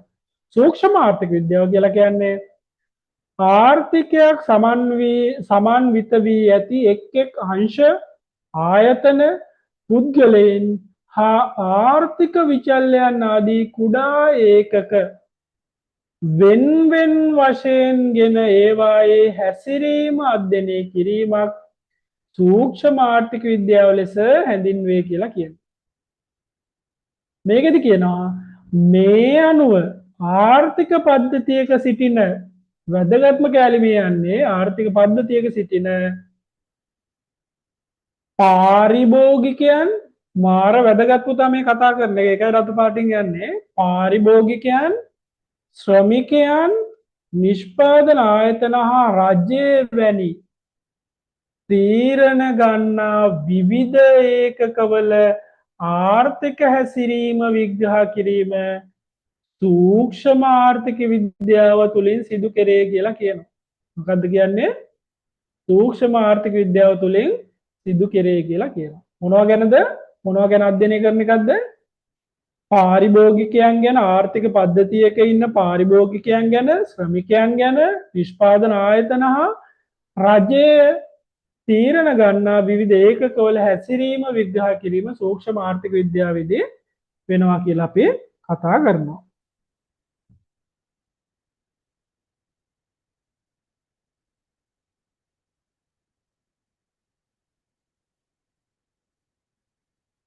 right. සූක්ෂම ආර්ථික විද්‍යාවේදී අවධානය අධ්‍යයනය කරන ඒකක සඳහා මම කිය චූටි ඒකක කියලා. ඒතකොට මෙන්න මොනවද මේ ඒකක සූක්ෂම ආර්ථික විද්‍යාවේදී කියන එක අපි යටින් කතා කරා. මම ආපහු වෙන උඩට සූක්ෂම ආර්ථික විද්‍යාව කොටස් දෙකයි. මම මේක ආයෙ කියන්නේ මේක එච්චරකට වැදගත් වෙන හින්දා. ආර්ථික විද්‍යාව කොටස් දෙකයි. මොකද්ද? සූක්ෂම ආර්ථික විද්‍යාව හා සාර්ව ආර්ථික විද්‍යාව කියලා. සූක්ෂම ආර්ථික විද්‍යාවේ දෙන්නේ ආර්ථිකයේ තියෙන චූටි විචල්යන් ඒ වගේ හැසිරීම අධ්‍යයනය කිරීමක් සූක්ෂම ආර්ථික විද්‍යාව. ඒකදී අපි කියනවා ආර්ථිකයක් සමන්විත වී ඇති එක් අංශ ආයතන පුද්ගලයන් හා ආර්ථික විචල්යන් ආදී කුඩා ඒකක වෙන් වශයෙන් ගෙන ඒ වගේ හැසිරීම අධ්‍යයනය කිරීම සූක්ෂම ආර්ථික විද්‍යාව ලෙස හැඳින්වේ කියලා කියනවා. මේ අනුව ආර්ථික පද්ධතියක සිටින පාරිභෝගිකයන්, ශ්‍රමිකයන්, නිෂ්පාදන ආයතන හා රජය වැනි තීරණ ගන්නා විවිධ ඒකකවල ආර්ථික හැසිරීම විග්‍රහ කිරීම සූක්ෂම ආර්ථික විද්‍යාව තුළින් සිදු කෙරේ කියලා කියනවා. ඔය ටික අනිවාර්යයෙන්ම මතක තියාගන්න ඕනේ. right. එහෙනම් අපි බලමු පුතා මෙන්න මේ සූක්ෂම ආර්ථික විද්‍යාවේදී කතා කරන ඒකක මොනවද කියලා. කරුණු මොනවද කියලා. මේක අනිවාර්යෙන් මතක තියෙන්න ඕනේ. එක තමයි භාණ්ඩයක එක භාණ්ඩයක්. එකක් පුතා. ආර්ථිකයක භාණ්ඩ ගොඩාක් තියෙනවානේ. මං කියවනේ සූක්ෂම ආර්ථික විද්‍යාවේ චූටි ඒවා ගැන කතා කරන එක ගැන කතා කරන්න කියලා. එහෙනම් එක භාණ්ඩයක එක භාණ්ඩයක් භාණ්ඩ වල නෙමෙයි එක භාණ්ඩයක් යම් භාණ්ඩයක ඉල්ලුම සැපයුම කියන්නේ මොනවද කියලා ඉස්සරහට කතා කරනවා. දැනට ඔළුවේ විතරයි දාගන්නේ. යම් භාණ්ඩයක ඉල්ලුම සැපයුම මිල තීරණය වීම ආදී අධ්‍යයනය කිරීමක් වෙන්න පුළුවන්. මේක භාණ්ඩයක ඉල්ලුම සැපයීම මිල වගේ දේවල් තීරණය වන ආකාරය අධ්‍යයනය කිරීමක් සූක්ෂම ආර්ථික විද්‍යාව කියලා කියන්න පුළුවන්. ආයතනයක නිෂ්පාදන ශ්‍රිතය කියන මොනවද කියලාත් අපි ඉස්සරහට කතා කරනවා. ආයතනයක එක ආයතනයක් ආයතනයක නිෂ්පාදන ශ්‍රිතය ගැන කතා කරන එක. අනිත් එක තමයි ආයතනයක නිෂ්පාදන පිරිවැය එක් භාණ්ඩවල වෙළඳපොළ ක්‍රියාකාරීත්වය වෙළඳපොළේ පාරිභෝගික හැසිරීම මේවා හොඳට ඔළුවට යන්න ඕනේ පාඩම් කරන්න ඕනේ. ව්‍යාපාර ආයතනයක වෙළඳපොළ ක්‍රියාකාරීත්වය හිඟකම මේවා ඉස්සරහට කතා කරනවා. ආන්තික පිරිවැය මේවත් ඉස්සරහට කතා කරනවා. විකල්ප අතරින් තේරීම මෙන්න මේ වගේ කරුණු තමයි පුතා අපි සූක්ෂම ආර්ථික විද්‍යාව තුළදී කතා කරන්නේ. එහෙනම් සූක්ෂම ආර්ථික විද්‍යාව කියන්නේ මොකක්ද කියලා අපි ඉගෙන ගත්තා. සූක්ෂම ආර්ථික විද්‍යාවේදී කතා කරන්නේ මොනවද කියලා අපි මෙතනදී පෙන්නලා තියෙනවා. මේ ටික අනිවාර්යයෙන්ම පාඩම් කරගන්න ඕනේ. right. හරි. දැන් මම කියන ආර්ථික විද්‍යාව කොටස් දෙකයි කියලා. සූක්ෂම ආර්ථික විද්‍යාවයි සාර්ව ආර්ථික විද්‍යාව. ඒතර සූක්ෂම ආර්ථික විද්‍යාව මෙතනදී අපි කතා කරා. දැන් අපි කතා කරගෙන යන්නේ ඒකේ විචල්යනුත් කතා කරා. ඒ කියන්නේ සූක්ෂම ආර්ථික විද්‍යාවේදී අපි කතා කරන දේවලුත් මෙතනදී කතා කරගෙන ගියා. ඊට අමතරව දැන් අපි ඊළඟ කතා කරනවා සාර්ව ආර්ථික විද්‍යාව. පුතා සූක්ෂම ආර්ථික විද්‍යාවේදී අපි කතා කරේ චූටි ඒකකනේ. රටේ තියෙන භාණ්ඩයක මිල, භාණ්ඩයක ඉල්ලුම, භාණ්ඩයක සැපයුම, නිෂ්පාදන ආයතනයක නිෂ්පාදන ශ්‍රිතය, නිෂ්පාදන ආයතනයක පිරිවැය, මේ වගේ පොඩි ඒකකන ගැන කතා කරන්නේ. හැබැයි සූක්ෂම සාර්ව ආර්ථික විද්‍යාවේදී කරන්නේ පුතා සමස්ත රටම එකක් විදියට අරන්, සමස්ත රටම ශ්‍රී ලංකාවම එකක් විදියට අරන් අපි කතා කරනවා නම් අන්න ඒකට අපි කියනවා සාර්ව ආර්ථික විද්‍යාව කියලා. කියන්නේ මුළු ආර්ථිකයම ලංකාවේ මුළු ආර්ථිකයම එකක් විදිහට අරන් කතා කරනවා නම් අපි ඒකට කියනවා සාර්ව ආර්ථික විද්‍යාව කියලා. ශ්‍රී ලංකාවේ අධ්‍යාපන මට්ටම, සාක්ෂරතාවය, ශ්‍රී ලංකාවේ ආර්ථික වර්ධනය, ශ්‍රී ලංකාවේ සේවා නියුක්තිය, ශ්‍රී ලංකාවේ උද්දමනය, ශ්‍රී ලංකාවේ විරකියා මට්ටම right මෙන්න මේ වගේ මුළු ලංකාවටම අදාළව කතා කරන දේවල්. ඒ කියන්නේ ලංකාවේ ආර්ථික වර්ධනය කියලා කතා කරද්දී අපි කෙලින්ම කතා කරන්නේ ලංකාවෙන්. ඒක වෙනම වෙන ලංකාවේ වෙන තැන්වල ආර්ථික වර්ධනයක් අපි කතා කරන්නේ. සමස්ත රටම ගැනම තමයි ආර්ථික වර්ධනය වගේ සංකල්ප අපි කතා කරන්නේ. එතකොට මුළු රටම එකක් විදියට අරන් අපි කතා කරනවා නම් ඒවට අපි කියනවා සාර්ව ආර්ථික විද්‍යාව කියලා.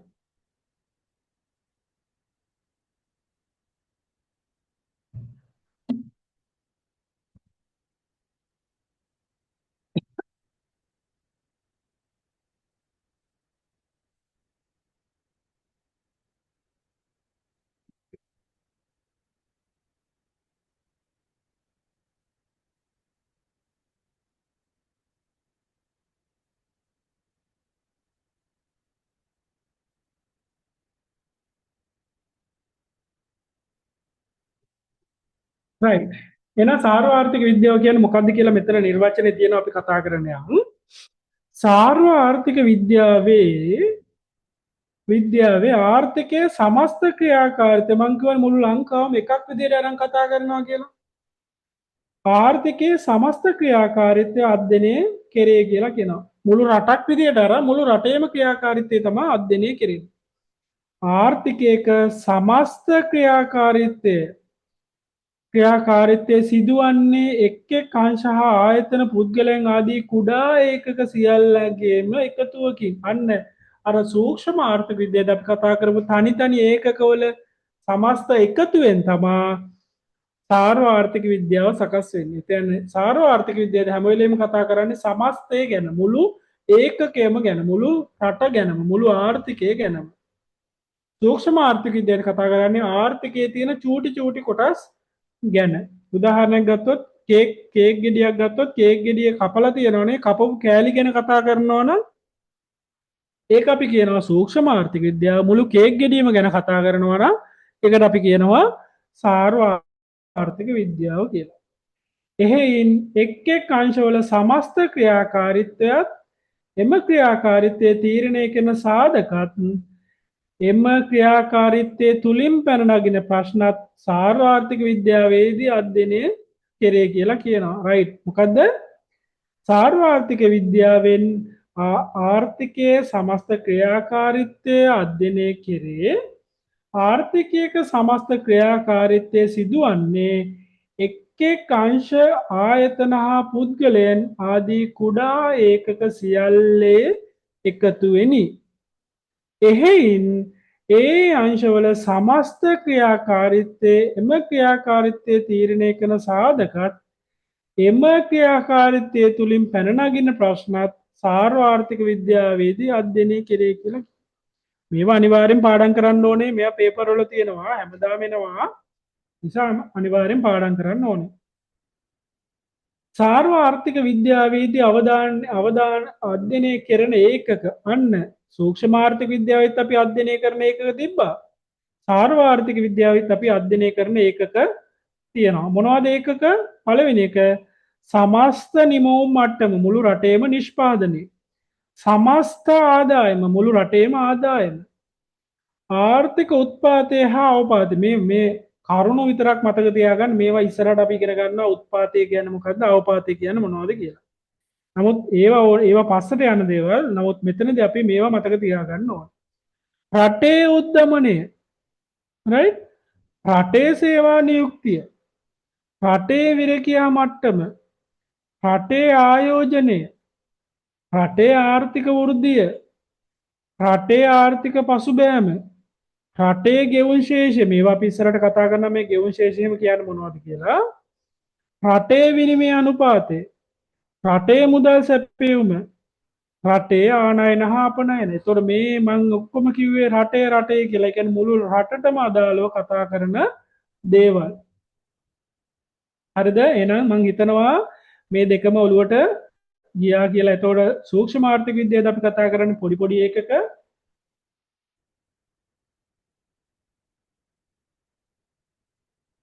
සාර්වාර්ථික විද්‍යාවද අපි කතා කරන්නේ සමස්ත ආර්ථිකයම ගැන. රයිට්. එහෙනම් අපි පේපර්ස් වලට චුට්ටක් යන් මට ආන්සර්ස් මේ මැසේජ් එකක් විදිහට දාන්න පුතාලා.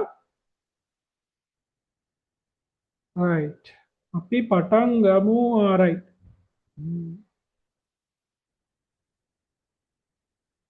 රයිට්. උත්තරයක් දෙන්න පුළුවන්ද බලන්න? මෙතනදී අහන්නේ සූක්ෂම ආර්ථික විද්‍යාව කියන්නේ මොකක්ද කියලා. මම උදාහරණත් එක්ක මෙතනදී කතා කරා. උදාහරණත් එක්ක මෙතනදී කතා කරා.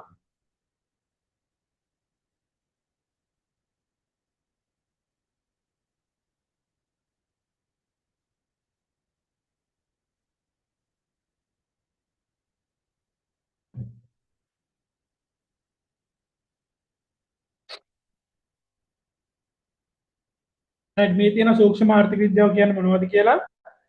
ඒකේ විචල්යමුත් අපි කතා කරන ඒකකක් තියෙනවා.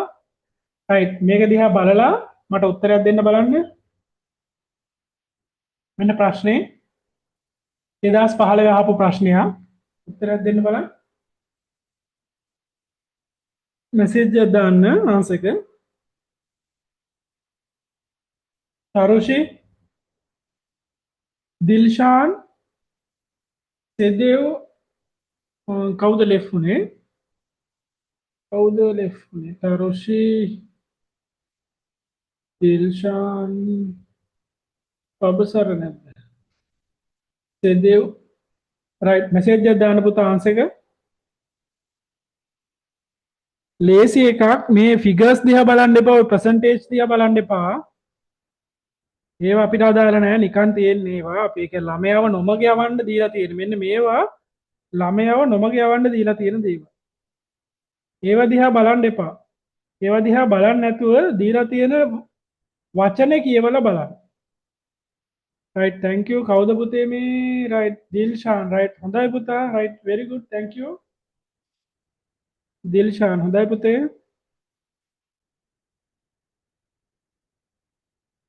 සෙදෙව් තරුෂි සේදෙව් හොඳයි පුතේ හොඳයි. අරුෂි රයිට් පුතා හොඳයි ඈ. රයිට් තුන්දෙනාම හොඳයි. තව ඉන්නවා පුතෙක් මෙසේජ් රිප්ලයි එකක් දෙන්න පුළුවන්ද පුතා ආන්සර් එකක් දෙන්න පුළුවන්ද?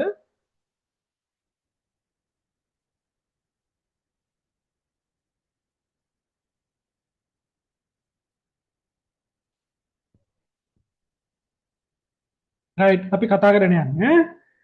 හරි. පහත සඳහන් ප්‍රකාශ අතරින් සූක්ෂම ආර්ථික විද්‍යා ප්‍රකාශය වන්නේ පසුගිය වර්ෂයේ පසුගිය වර්ෂයේ පසුගිය වර්ෂයේ පසුගිය වර්ෂයේ පසුගිය වර්ෂයේ එහෙනම් මේ හැම එකම මේක තියෙනවා. එහෙනම් මේවා ගැන අපිට කතා කරලා වැඩක් නැහැ. මොකද මේ හැමතැන පොදුයිනේ. ඒතර පහට මේක පොදුයි. එහෙනම් ඒවා ගැන කතා කරලා වැඩක් නැහැ. ඊට පස්සේ මේ පහළ වැටීම ඉහළ යෑම නේ ඒවා හැම එකම තියෙනවා. රයිට්? එහෙනම් අපි ඇතුලේ තියෙන දේවල් ගැන කතා කරගෙන මේ විදිහට තව පුතා අපි නොදන්න ප්‍රශ්නයකට උත්තරයක් දෙන්නේ රබර් මිල රබර් කියන්නේ භාණ්ඩයක් භාණ්ඩයක මිල රයිට් භාණ්ඩයක මිල ගැන කතා කරන්නේ අපි මොනවද සූක්ෂම ආර්ථික විද්‍යාවේදී මේ අපි කතා කරේ යම් භාණ්ඩයක ඉල්ලුම සැපයුම මිල අන්න සූක්ෂම ආර්ථික විද්‍යාවේ කතා කරන විචල්‍යය භාණ්ඩයක මිල රබර් කියන්නේ භාණ්ඩයක් නේ භාණ්ඩයේ මිල එන උත්තරේ වෙන්නේ එක very good right 19ට උත්තරයක් දෙන්න බලන්න 19 වෙනි එකට 2019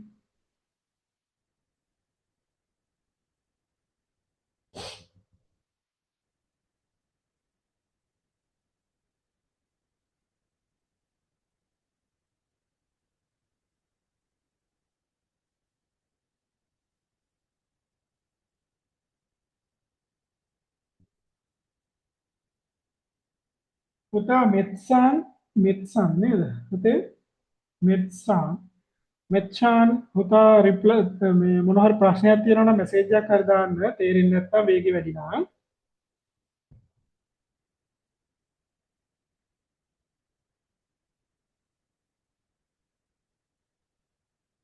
මෙත්සන් පුතේ ඔයාලට තේරෙන්නේ නැත්නම් මෙසේජ් එකක් හරි දාන්න කියලා දෙන්න අපහු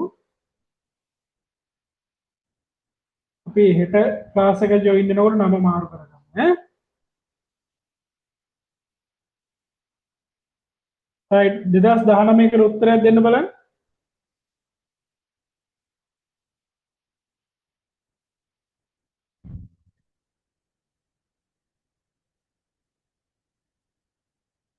සෙදෙව් දේශාන් අරුෂි මෙත්සන් පුළුවන් ආන්සර් එකක් දෙන්න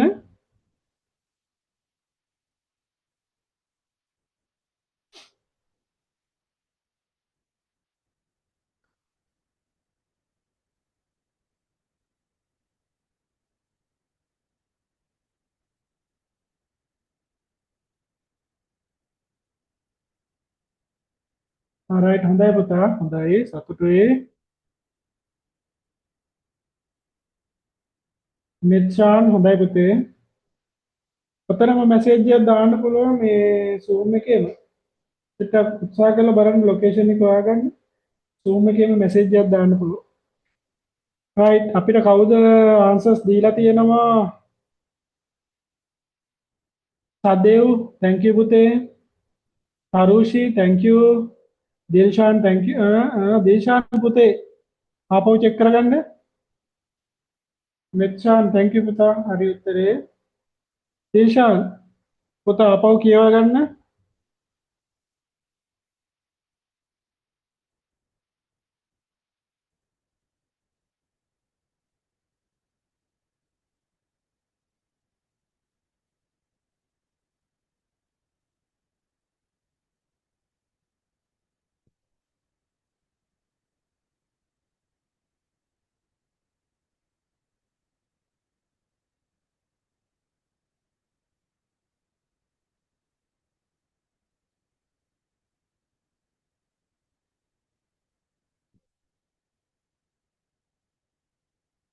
දිල්ෂාන් පුතා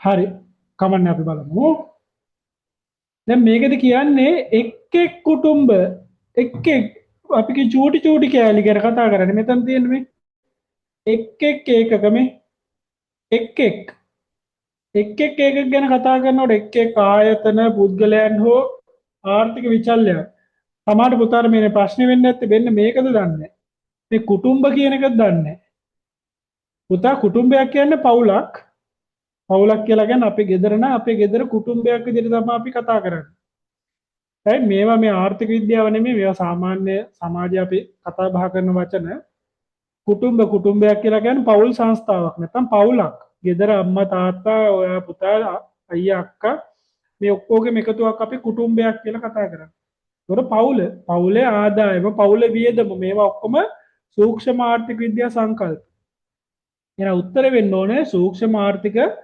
විද්‍යාව මෙතන ඒක මේක නොතේරුණත් මේ එක් කියන කෑල්ල තියෙනවා ඒකින් අපි කතා කරන්නේ සූක්ෂම ආර්ථික විද්‍යාව තාල හොඳයි තැංකයෝ හොඳයි හැමෝ වගේ උත්තර දීලා තියෙනවා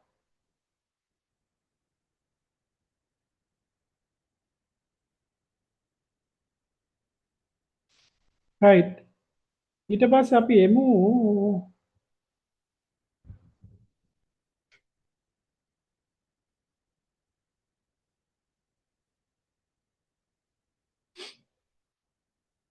රයිට් අපේ කතා කරන් හිටපු අවසාන කොටස මම කතා කරනවා ඔයාලත් එක්ක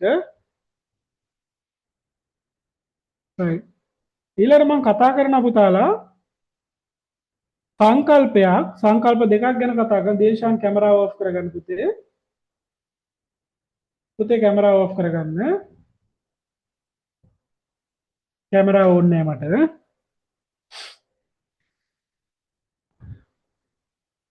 කවුරුත් පුතාලා කැමරාව මට ඕනේ මම ඔයාලගේ මට ඔයාලගේ පෙනුම ඔයාලා ඉන්න කොහෙද ඒක මට වැදගත් නෑ ඔයාලා මාත් එක්ක කතා බහ කරනවා නම් ඒ ඇති මම අහන ප්‍රශ්න වලට උත්තර දෙනවා නම් මට ඒ ඇති රයිට් දැන් මම අලුත් සංකල්ප දෙකක් කතා කරනවා මොකද්ද සංකල්ප දෙක යථානුරූපී හා අභිමතානුරූපී ප්‍රකාශ ආර්ථික විද්‍යාවේදී ප්‍රකාශ දෙකක් තියෙනවා පුතාලා මොකද්ද ප්‍රකාශ දෙක එකක් තමයි යථානුරූපී ප්‍රකාශ අනිත් එක තමයි අභිමතානුරූපී ප්‍රකාශ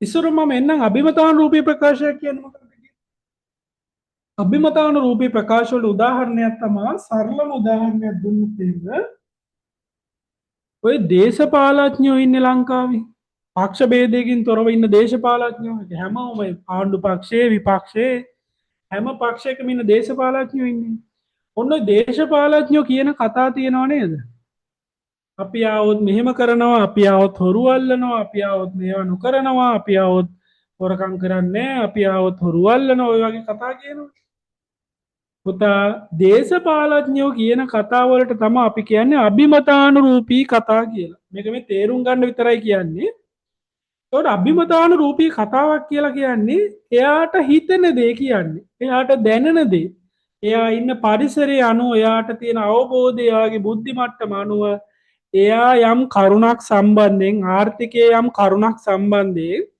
එයා කියන කතාවක් අපි කියනවා අභිමතානුරූපී ප්‍රකාශයක් කියලා මෙයාට ආර්ථික විද්‍යාව පිළිබඳ දැනුමක් නැහැ ආර්ථික විද්‍යා සංකල්ප පිළිබඳ දැනුමක් නැහැ මෙයාගේ පෞද්ගලික මතය නැත්නම් එයා ආශ්‍රය කරන සමාජයේ අදහස් අනුව යම් කරුණු කියනවා නම් ඒවට අපි කියන අභිමතානුරූපී ප්‍රකාශ අභිමතය කියන්නේ කැමැත්ත තමන්ගේ කැමැත්ත අනුව කරන ප්‍රකාශ වලට අපි කියන අභිමතානුරූපී ප්‍රකාශ මේ කියන ප්‍රකාශ සත්‍යද අසත්‍යද කියලා අපිට පරීක්ෂා කරන්න බෑ සත්‍යද අසත්‍යද කියලා පරීක්ෂා කරන්න බෑ උදාහරණයකට කලින් ඡන්දට කලින් කියන ඒවා අපිට ඇත්තටම ඡන්දයෙන් පස්සේ කරයිද කියලා ඡන්දෙට කලින් පරීක්ෂා කරලා බලන්න බෑ ඡන්ද කාලෙදි කියන අපි මේවා කරනවා මේවා දෙනවා මේවා කරනවා කියලා හැබැයි අපිට ඒක පරීක්ෂා කරලා බලන්න බෑ ඡන්දෙ තියෙන කල්ම තිබ්බට පස්සේ තමයි අපිට දැනගන්න පුළුවන් මෙයා කරන කියන දේවල් අනුව මෙයා කියපු දේවල්. එතකොට අභිමතානුරූපී ප්‍රකාශයක් කියන්නේ පුතා හැම වෙලේම පෞද්ගලික අදහසක් කියන එක. මේකෙදි මේ කියන දේවල් අපිට ඒ වගේ සත්‍ය අසත්‍යතාවය අපිට පරීක්ෂා කරලා බලන්න බෑ. right? පරීක්ෂා කරලා බලන්න බෑ. බොහෝ වෙලාවට එයා කියනවා යුතුයි, මෙහෙම වේ යුතුයි, මෙහෙම විය යුතුයි, මෙහෙම කළ යුතුයි. අන්න ඒවා යුතුයි යුතුයි කියලා වචනයක් එයා පාවිච්චි කරනවා. අපි ආවොත් හොරු ඇල්ලිය යුතුයි. ඔය වගේ මොනවා හරි හොරු අල්ලනවා හරි ඔය වගේ අපි කරන දෙයක් ගැන එයා කරන දෙයක් ගැන කියනවා. එයා කරන දෙයක් ගැන කිව්වට අපිට ඒක පරීක්ෂා කරලා බලන්න බෑ මෙයා කියන්නේ ඇත්තද නැත්තද කියලා. රයිට්? අන්න එහෙම සිය පෞද්ගලික අදහසක් කියනවා නම් ආර්ථික විද්‍යාව සම්බන්ධයෙන් ආර්ථික විද්‍යාත්මක කරුණු සම්බන්ධයෙන් එයාගේ පෞද්ගලික අදහසක් ආර්ථික විද්‍යාව පිළිබඳ දැනුමක් නැති එක්කෙනෙක් එයාගේ පෞද්ගලික අදහසක් කියනවා නම් ඒකට අපි කියනවා අභිමතානුරූපී ප්‍රකාශ කියලා. රයිට්?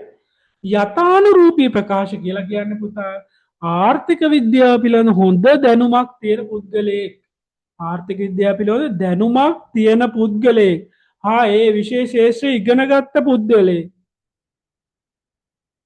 සාධක මත සාධකයක් මත කියන්නේ වෙච්ච දෙයක් ගන්නවා දැන් වෙන දේ ගැන කියනවා ඉස්සරහට වෙන්න තියෙන දේ ගැන කියනවා අන්න සාධක මත එයා යම් ප්‍රකාශයක් කරනවා නම් අන්න ඒවට අපි කියනවා යථානුරූපී ප්‍රකාශ කියලා. මෙන්න මේ කට්ටිය කරන ප්‍රකාශ අපිට සත්‍යද අසත්‍යද කියලා පරීක්ෂා කරලා බලන්න පුළුවන්. right? එහෙනම් යථානුරූපී ප්‍රකාශයක් කියලා කියන්නේ ඒ විශ්වය සම්බන්ධයෙන් අවබෝධයක් තියෙන හා ඒ සම්බන්ධයෙන් ප්‍රවීණයෙක් විසින් සාධක මත පදනම් වෙලා කියන ප්‍රකාශ වලට අපි කියනවා යථානුරූපී ප්‍රකාශ කියලා. අභිමතානුරූපී ප්‍රකාශ කියලා කියන්නේ පුද්ගලයෙක් ඔහු ආශ්‍රය කරන සමාජය හා ඔහුගේ දැනුම අනුව හිතන පතන විදිහ අනුව එයා මොන හරි අදහසක් කියනවනම් ඒක සාධක මත පදනම් වෙලා නෙමෙයි අදහසක් කියන්නේ. එයාගේ හිතලුවක්. එයා හිතන විදිහ ගැන කතා කරනවනේ ඒවට අපි කියනවා අභිමතානුරූපී ප්‍රකාශ කියලා. ඒ වගේ දේවල් අපිට ප්‍රායෝගිකව වගේ ඇත්ත නැත්ත තහවුරු කරගන්න බෑ. ඔන්න කතාව කියලා දුන්නා. රයිට් දැන් අපි බලමු නෝට් එකට යමු. ආර්ථික විද්‍යා විෂය යථානුරූපී හා අභිමතානුරූපී යන වර්ගයේ ප්‍රකාශයන්ගේ සමන්විත වේ. ආර්ථික විද්‍යා ප්‍රකාශ කොටස් දෙකකට බෙදෙනවා. යථානුරූපී ප්‍රකාශ හා අභිමතානුරූපී ප්‍රකාශ. යථානුරූපී ප්‍රකාශයක් කියලා කියන්නේ කුමක් වූයේද කුමක් වනු ඇද්ද කුමක්ද උනේ කුමක්ද වෙන්න යන්නේ ආදී ප්‍රශ්නවලට පිළිතුරු දීම සඳහා යොමු වූ සහ මම මේක හයිලයිට් කරන්නම් කුමක්ද කුමක් වූයේද කුමක් වනු ඇද්ද ආදී ප්‍රශ්නවලට පිළිතුරු දීම සඳහා යොමු සහ ප්‍රකාශයේ නිවැරදිතාවය පරීක්ෂාවට ලක් කළ හැකි ප්‍රකාශ අපි කියනවා යථානුරූපී ප්‍රකාශ කියලා. එනම් යමක පවතින ස්වභාවය පැවති ස්වභාවය පවතින ස්වභාවය ඊට කලින් පැවති ස්වභාවය හා ඒ ඇසුරෙන් අනාගතයේ නිශ්චිතවම සිදුවන්නේ කුමක්ද යැයි දැක්වෙන ප්‍රකාශ වේ. එබඳු ප්‍රකාශවල නිවැරදිතාවයේ සැබෑලොව කරුණු ඇසුරෙන් පරීක්ෂාවකට ලක් කොට බැලිය හැක කියලා කියනවා. සැබෑලොව දත්ත මගින් එම ප්‍රකාශ තහවුරු වොහොත් ඒ පිළිගැනෙන අතර නැතහොත් ඒ ප්‍රතික්ෂේප කර හැක. එයා කියන දේ සාධක මත ඔප්පු කරලා බලන්න පුළුවන් ඒ ප්‍රකාශය පිළිගන්නවා සාධක මත ඔප්පු කරලා බලන්න බැරි නම් ඒක ප්‍රතික්ෂේප කරනවා. ඒ වගේ දේවල් වලට අපි කියනවා යථානුරූපී ප්‍රකාශ කියලා. යථානුරූපී ප්‍රකාශයන්හි කිසියම් විද්‍යාත්මක බවක් න්‍යායාත්මක බවක් දැකිය හැකිය. බොහෝ ආර්ථික න්‍යායන් මගින් පැහැදිලි කරන්නේද බොහෝ ආර්ථික න්‍යායන් මගින් right බොහෝ ආර්ථික න්‍යායන් මගින් පැහැදිලි කෙරෙන්නේද යථානුරූපී ප්‍රකාශයන් වේ. එහෙනම් ආර්ථික න්‍යායන් වලින් පැහැදිලි කරන්නේ මොන ප්‍රකාශද? යථානුරූපී ප්‍රකාශ. ඔක MCQ වලට එයි. එසේම යථානුරූපී ප්‍රකාශයන්හි දැඩි ලෙස විෂයානුබද්ධ බවක් පවතී. අන්න යථානුරූපී ප්‍රකාශ හැම වෙලෙම විෂයානුබද්ධයි. ඒ කියන්නේ විෂයට අදාළව තමයි කතා කරන විෂයට අදාළව කියන ප්‍රකාශයක් තමයි යථානුරූපී ප්‍රකාශයක් කියලා කියන්නේ. ආර්ථික හැසිරීම හා සිද්ධීන් පැහැදිලි කිරීමට යථානුරූපී ප්‍රකාශය යොදා ගැනීම. මොකද්ද? ආර්ථික සිද්ධීන් හා හැසිරීම් පැහැදිලි කිරීමට යථානුරූපී ප්‍රකාශ යොදා ගැනීම කියලා කියනවා. උදාහරණ දීලා තියෙනවා යථානුරූපී ප්‍රකාශ මේවා අනිවාර්යෙන් ඔළුවේ පාඩම් කරගන්න ඕනේ. රටක මුදල් සැපීම මිල මට්ටම අතර අනුලෝම සම්බන්ධතාවයක් පවතී කියන එක ආර්ථික විද්‍යාත්මක න්‍යායක්. මේක දැනට ඔයාලට ඔළුවට ගියේ නැතුනට මේක අපි වෙනම පාඩමක ඉගෙන ගන්නවා. මුදල් සැපීම මුදල් කියලා මුදල් බැංකු මිල මට්ටම් කියලා පාඩමක් තියෙනවා. ඒ පාඩමේදී මෙන්න මේ න්‍යාය වෙන්න මේ තියරිය මොකද්ද? මුදල් සැපීම හා මිල මට්ටම අතර අනුලෝම සම්බන්ධතාවයක් පවතිනවා කියන මෙන්න මේ න්‍යාය අපි එතනදී කතා කරනවා. එතකොට ආර්ථික න්‍යායන් ගැන කතා කරනවා නම් ආර්ථික න්‍යායන් ගැන ප්‍රකාශ කරනවා නම් මේවට අපි කියනවා යථානුරූපී ප්‍රකාශ කියලා. තව එකක් මිලත් ඉල්ලුම් ප්‍රමාණයත් අතර ප්‍රතිලෝම සම්බන්ධතාවයක් පවතී. ප්‍රතිලෝම කියලා කියන්නේ ඍණ සම්බන්ධතාවය. හරිනේ පුතා. මිල වැඩි වෙනකොට මිනිස්සු භාණ්ඩේ ගන්න ප්‍රමාණය මොකද කරන්නේ? මිල වැඩි වෙනකොට භාණ්ඩ ගන්න ප්‍රමාණය අඩු කරනවා. එතකොට මිල වැඩි වෙනවා ගන්න ප්‍රමාණය අඩු වෙනවා. එතකොට මිල වැඩි වෙනවා ගන්න ප්‍රමාණය අඩු වෙනවා කියලා කියන්නේ වැඩිවීම අඩුවීම කියලා කියන්නේ අනුලෝම සම්බන්ධතාවය. right? මිල වැඩි වෙනකොට ඉල්ලුම් ප්‍රමාණය අඩුයි. මිල අඩු වෙනකොට ඉල්ලුම් ප්‍රමාණය වැඩි වෙනවා. එතකොට මිල ඉල්ලුම් ප්‍රමාණය අතර තියෙන ඍණ සම්බන්ධතාවය. ඒකත් ආර්ථික විද්‍යාත්මක න්‍යායක්. එහෙනම් ඒකත් අපිට ගන්න පුළුවන් යථානුරූපී ප්‍රකාශයක් විදිහට. ඊළඟ එක වර්ෂයේ ශ්‍රී ලංකාවේ සේවා වියුක්ති අනුපාතය මෙච්චරයි කියලා කියනවා. කිසියම් වර්ෂයක සේවා වියුක්ති අනුපාතය මෙච්චරයි කියලා කියනවා. අපිට ඒක ඇත්තද නැත්තද කියලා බලන්න පුළුවන්. බලන්න පුළුවන් මහ බැංකු වාර්තාව ගත්තොත් ශ්‍රී ලංකා මහ බැංකුවෙන් වාර්ෂික වාර්තාවක් දෙනවා. ඒ වාර්තාවේ තියෙනවා මේ අවුරුද්දේ සේවා වියුක්තිය කීයද කියලා. එතකොට යම් පුද්ගලයෙක් කරන ප්‍රකාශයේ නිවැරදිතාවය අපිට ඒ වාර්තාවෙන් බලන්න පුළුවන්. right? වාර්තාවෙන් බලලා ප්‍රකාශය හරිද වැරදිද කියලා අපිට තහවුරු කරගන්න පුළුවන්. එහෙනම් ඒවටත් අපි කියනවා යථානුරූපී ප්‍රකාශ කියලා. ඊළඟ ශ්‍රී ලංකාවේ ජනගහන වර්ධන අනුපාතය මේවත් ජනහා සංඛ්‍යාලේඛන දෙපාර්තමේන්තුවෙන් මේ අනුපාතයන් අපිට තහවුරු කරගන්න පුළුවන් කියන්නේ කියන කතාවක්. අපිට තහවුරු කරගන්න පුළුවන් නම් ඒවට අපි කියනවා යථානුරූපී ප්‍රකාශ කියලා. right? එහෙනම් අභිමතානුරූපී ප්‍රකාශයක් කියන්නේ මොකක්ද කියලා බලමු. සමාජය තුල පැවතිය යුත්තේ කුමක්ද?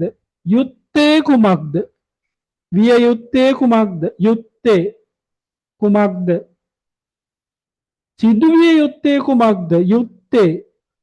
right? මේ should be කියලා කියන්නේ should කියලා කියන්නේ අපි ඉංග්‍රීසි යුත්තේ. යන්න පිළිබඳව ඉදිරිපත් වී ඇති ප්‍රකාශ අභිමතානුරූපී ප්‍රකාශ වේ. යමක් විය යුතුයි.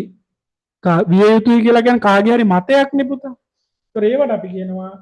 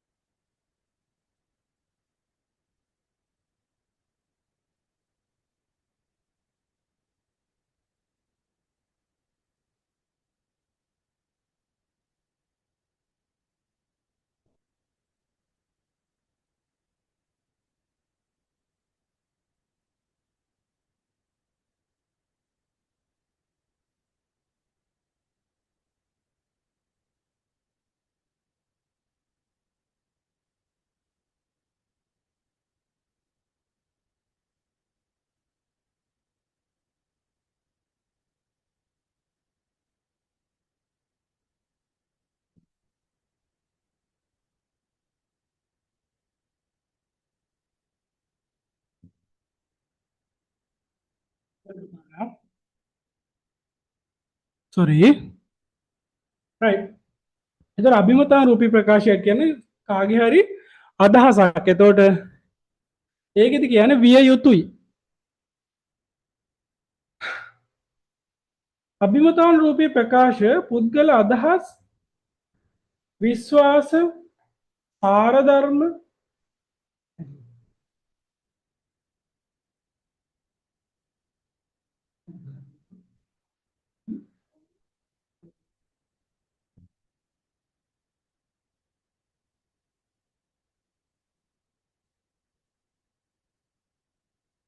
පුද්ගල අදහස් විශ්වාස සාරධර්ම ආදිය මත රඳා පවතින බැවින් මේවා බොහෝ සෙයින්ම පුද්ගල බද්ධ වේ. පුද්ගලයගේ අදහසක්.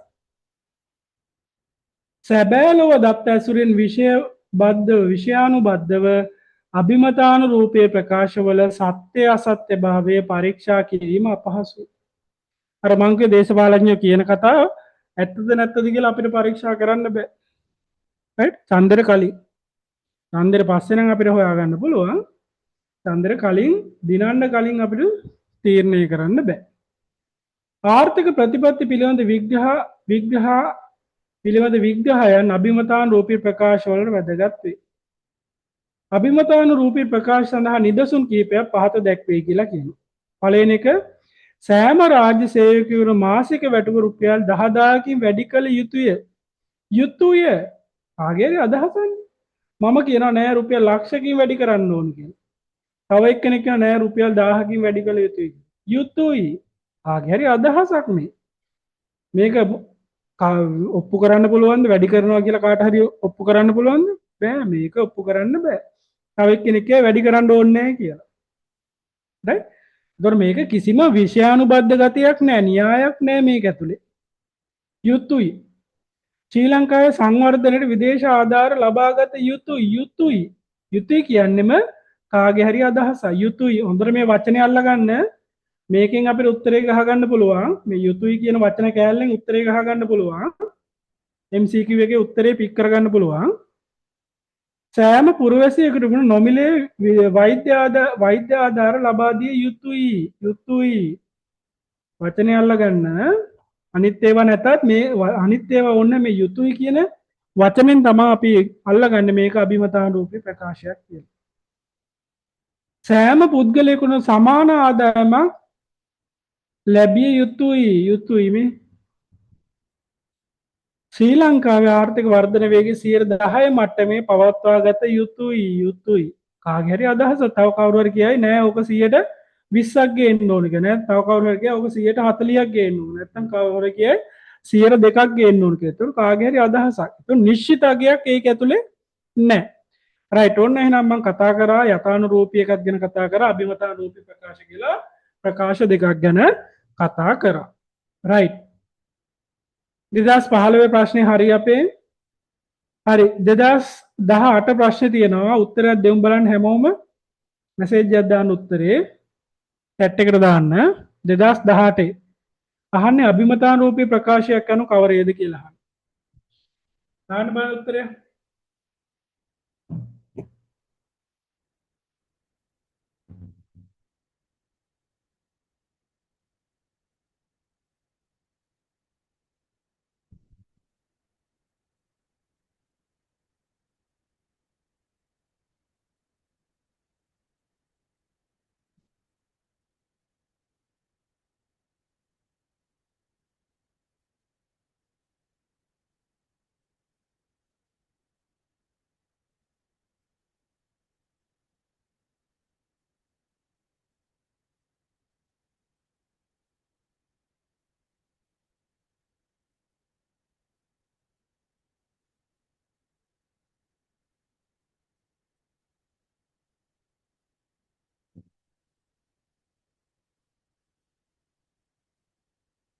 right thank you පුතේ. කවුද අපේ තරුෂි පුතා දාලා තියෙනවා. දීශාන් පුතේ right thank you Tharushi thank you. ඒ තරුෂි දෙකක් දැම්මේ. ඒ ඇයි පළවෙනි එක වැරදි නේ. දිල්ෂාන් හොඳයි පුතේ. තරුෂි හොඳයි. ඔය අපේ අනිත් කට්ටිය නිදිද? සදේව් right පුතේ හරි. තරුෂි හරි පුතේ. දිල්ෂාන් හරි නේද? සදේව් ඊපස්සේ අපේ හිටියා right thank you පුතේ. කවුද මෙත්ෂාන්? thank you පුතා. හරි නේද? හොඳයි. හරි පුතා. සදේව් thank you පුතේ. හරි අපි බලමු. පහසනා ප්‍රකාශ අතරින් අභිමතාන රූපී ප්‍රකාශයක් වනුවේ යුතුයි ආයේ මේවා කියවන්න දෙයක් නැහැ පුතා. මේවා කියව දඟලන්න ඕනේ නැහැ. right යුතුයි. right ආයේ මේ කතා මොකුත් ඕනේ නැහැ. මේවා ගැන අපිට අවශ්‍ය නැහැ. අපි කෙලින්ම මේවා ඒක තමයි මම කියන්නේ පුතා. අපි මේ මාස 9න් පේපර් එකට ෆේස් කරන්නේ කොහොමද කියන එකයි මේ කතා කරන්නේ. අපි ගොඩක් දේවල් අපිට පුළුවන් දේවල් අපි ඉගෙන ගන්නවා. පොඩි පොඩි දේවල් අපි අතාරිනවා. අතහැරලා කෙටි ක්‍රම වලින් තමයි පේපර් එක ගොඩ දාගන්නේ. right ඔන්න එහෙනම් අපි වචනේ අල්ලගත්තා. හොඳයි ඈ.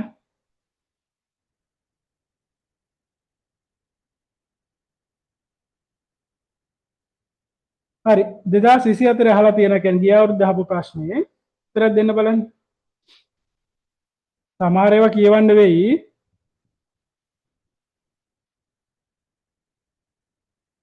හැම වෙලේම එකම විදිහට එන්නේ නැහැ. 2024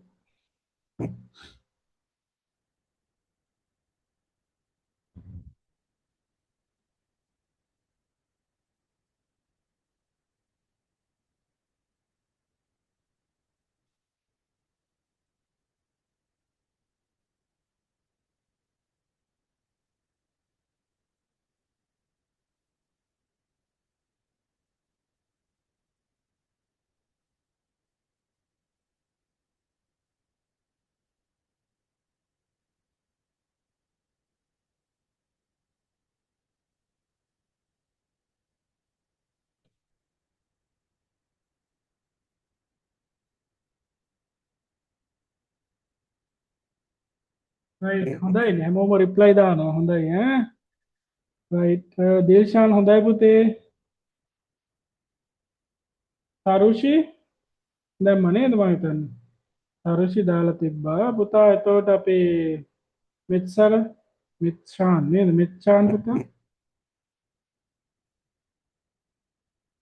හරි සදේ පුතේ thank you. හොඳයි. alright thank you මිත්ෂාන් thank you පුතේ.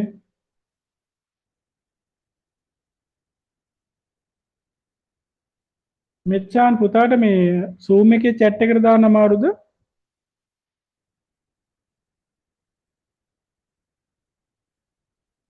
right කමන්නේ අපි ඉස්සරහට යනකොට ඔයා පුරුදු වෙනවා Zoom එකේ මොනවද තියෙන්නේ කියලා. ඉනිට අල්ලලා කරලා අඩලා බලනකොට තමයි අපි ඉගෙන ගන්න මොනවද තියෙන්නේ කියලා. right එහෙනම් උත්තරේ හැමෝගෙම වගේ දෙක අපි බලමු උත්තරේ කොහොමද කියලා. අභිමතානුරූපී ආර්ථික විද්‍යාව හා යථානුරූපී ආර්ථික විද්‍යාව අතර වෙනස මූලික වශයෙන් එතකොට ඉස්සරම තියෙන අභිමතානුරූපී ඊට පස්සේ තියෙන යථානුරූපී. අභිමතානුරූපී ආර්ථික විද්‍යාව විස්තරාත්මක විශ්ලේෂණයක් ලබා දේ. අභිමතානුරූපීකදී විස්තරාත්මක විශ්ලේෂණයක් ලබා දෙන්නේ නැහැ. යථානුරූපී ආර්ථික විද්‍යාව ප්‍රතිපත්තිමය නිර්දේශ ප්‍රතිපත්තිය කියන්නේ ප්‍රතිපත්ති දේශපාලන ප්‍රතිපත්ති එහෙම කතාවක් නෙමෙයි. ඒක අනිත් පැත්ත වෙන්න ඕන පුතා. අභිමතානුරූපීක තමයි ප්‍රතිපත්ති මත කටයුතු කරන්නේ. යථානුරූපීක හැම වෙලෙම විස්තරාත්මක විශ්ලේෂණය ලබා දෙනවා නම් මේක වැරදි. යථානුරූපී ආර්ථික විද්‍යාව කරුණු මත පදනම් වීමත් අභිමතානුරූපී ආර්ථික සාර very good සාර ධර්ම මත පදනම් වීම. හොඳයි පුතා. දැන් මේකේ යුතුයි කියලා නෑ වචනේ. ඒතකොට අපි චුට්ටක් කියවලත් සමහර දේවල් අපිට තේරුම් ගන්න වෙනවා. එහෙනම් උත්තරේ වෙන්නේ 2 2024ට. right එහෙනම් අපේ පළවෙනි පාඩමේ ආර්ථික විද්‍යාව හැඳින්වීම කියන පාඩමේ පළවෙනි පරිච්ඡේදය 1 ආර්ථික විද්‍යාව විශේෂ පරීක්ෂා කිරීම කියන එකේ කරුණු ටික අපි කතා කරා. 1 ඉවරයි. right ඊට පස්සේ අපි ලබන සතියේ කතා කරනවා 1 2 අපි කතා කරන්නේ පොඩි පාඩමක්. ඒක ඉවර වෙලා අපි තව කොටසක් කතා කරගෙන යනවා. right right අද කතා කරපු දේවල් පුතාලට ප්‍රශ්නයක් තියෙනවා නම් අහන්න බලන්න. නොතේරිච්ච තැනක් තියෙනවා නම් වේගය වැඩි නම් මොන හරි දෙයක් තියෙනවා නම් මැසේජ් එකක් දාන්න. ඒ වගේම දැන් අපි හෙට කතා කරනවා accounting එක. accounting එකෙත් අවශ්‍ය දේවල් විතරයි මම බෝඩ් එකේ කරන්නේ. අනිත් ඒවා ඔක්කොම මේ වගේ ස්ක්‍රීන් එක ෂෙයා කරගෙන තමයි පුතාලත් එක්ක කතා කරන්නේ. පුළුවන් තරම් මාත් එක්ක සම්බන්ධ වෙලා වැඩේ කරගෙන උත්සාහ කරන්න. එතකොට අපිට ලේසියෙන්ම මේ වැඩේ ගොඩ දාගන්න පුළුවන්. අනිත් එක පුතා මේ chance එක වෙන ක්ලාස් වල හම්බෙන්නේ නැහැ. right? ලොකු ක්ලාස් එකකට ගියොත් පුතාලට තනි තනියෙන් මේ වගේ කතා කරලා උත්තර අරන් ඩිස්කස් කරලා ප්‍රශ්න විසඳන්නේ නැහැ. අහගෙන ඉන්න එක්කෙනෙක් අහගෙන ඉන්න තේරුම් ගන්න එක්කෙනෙක් තේරුම් ගන්න කියලා උගන්වගෙන යනවා විතරයි. දැන් මේ වගේ චූටි ගෲප් ක්ලාස් එකක ඔයාලට සෑහෙන්න වටිනවා. මාත් එක්කම සම්බන්ධ වෙලා මේ වැඩේ කරගෙන යන්න. අනිවාර්යෙන් මම අර මුලින් කිව්වා වගේ ඔයාලා B3කට මම ඔයාලව අනිවාර්යෙන් රෙඩි කරනවා. ඒ තුනක් ගන්න එක පුතාලගේ වැඩක්. මොකද පුතාලා පැත්තෙමුත් යම් දේවල් මහන්සි වෙන්න අවශ්‍ය නිසා. රයිට් පුතේ, එහෙනම් අදට මම මේක නතර කරනවා. හෙට අපි 7:00ට පටන් ගන්නවා ගිණුම් කරණයේ කොටස. මම හිතනවා හැමෝම සම්බන්ධ වෙයි කියලා. මතක් කරලා ටයිම් එක මතක තියාගන්න. පොඩ්ඩක් ෆ්‍රී වෙලා කලින් පොඩ්ඩක් පැය භාගයක් විතර සූදානම් වෙලා රිලැක්ස් එකේ සම්බන්ධ වෙන්න. එතකොට අපිට ක්ලාස් එකේ කරන දේවල් එහෙම ඔලුවට දාගන්න පුළුවන්. රයිට්, විනාඩියක් දෙන්න. මොන හරි ප්‍රශ්නයක් තියෙනවා නම් මැසේජ් එකක් දාන්න පුතාලා. තේරුණා නම් නැත්තම් තේරුන්නේ නැත්තම් තේරෙනවා නම් ඒත් කමන්නේ, තේරෙන්නේ නැත්තම් ඒත් කමන්නේ. ඕ වෙන දෙයක් තියෙනවා නම් මැසේජ් එකක් දාන්න. විනාඩියක් දෙන්න.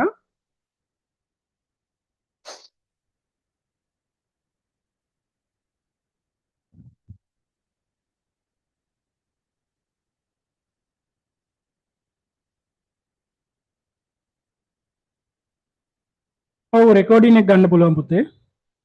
රෙකෝඩින් එක දෙනවා. රෙකෝඩින් එක අද දැන් මම හෙට දවසම ක්ලාසස් ඉඳලා උදේ ඉඳලා 6 විතර වෙනකල් දවසම හෝල් ක්ලාසස්. එතකොට මම try එකක් දෙන්නම් අද රෑම රෙකෝඩින් එක අප්ලෝඩ් කරලා රෙකෝඩ් මේ ලින්ක් එක ඔයාලට දෙන්න.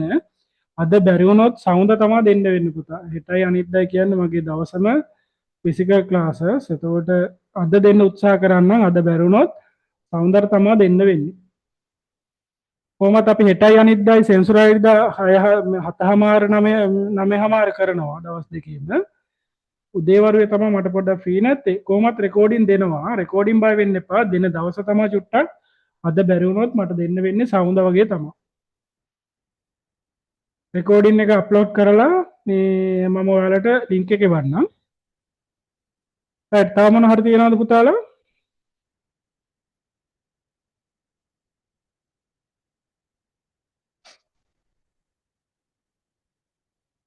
රයිට්, එහෙනම් good night හැමෝටම. නෝට් එක බලා ගන්න, පාඩම් කරගන්න. මොන හරි ප්‍රශ්නයක් තියෙනවා නම් මැසේජ් එකක් දාන්න WhatsApp මැසේජ් එක. ගෲප් එකට උනත් කමක් නැහැ, නැත්නම් පර්සනලි දැම්මත් කමක් නැහැ. එහෙනම් හැමෝටම good night. හැමෝටම තේරුණා කියලා හිතනවා. සුබ දවසක්.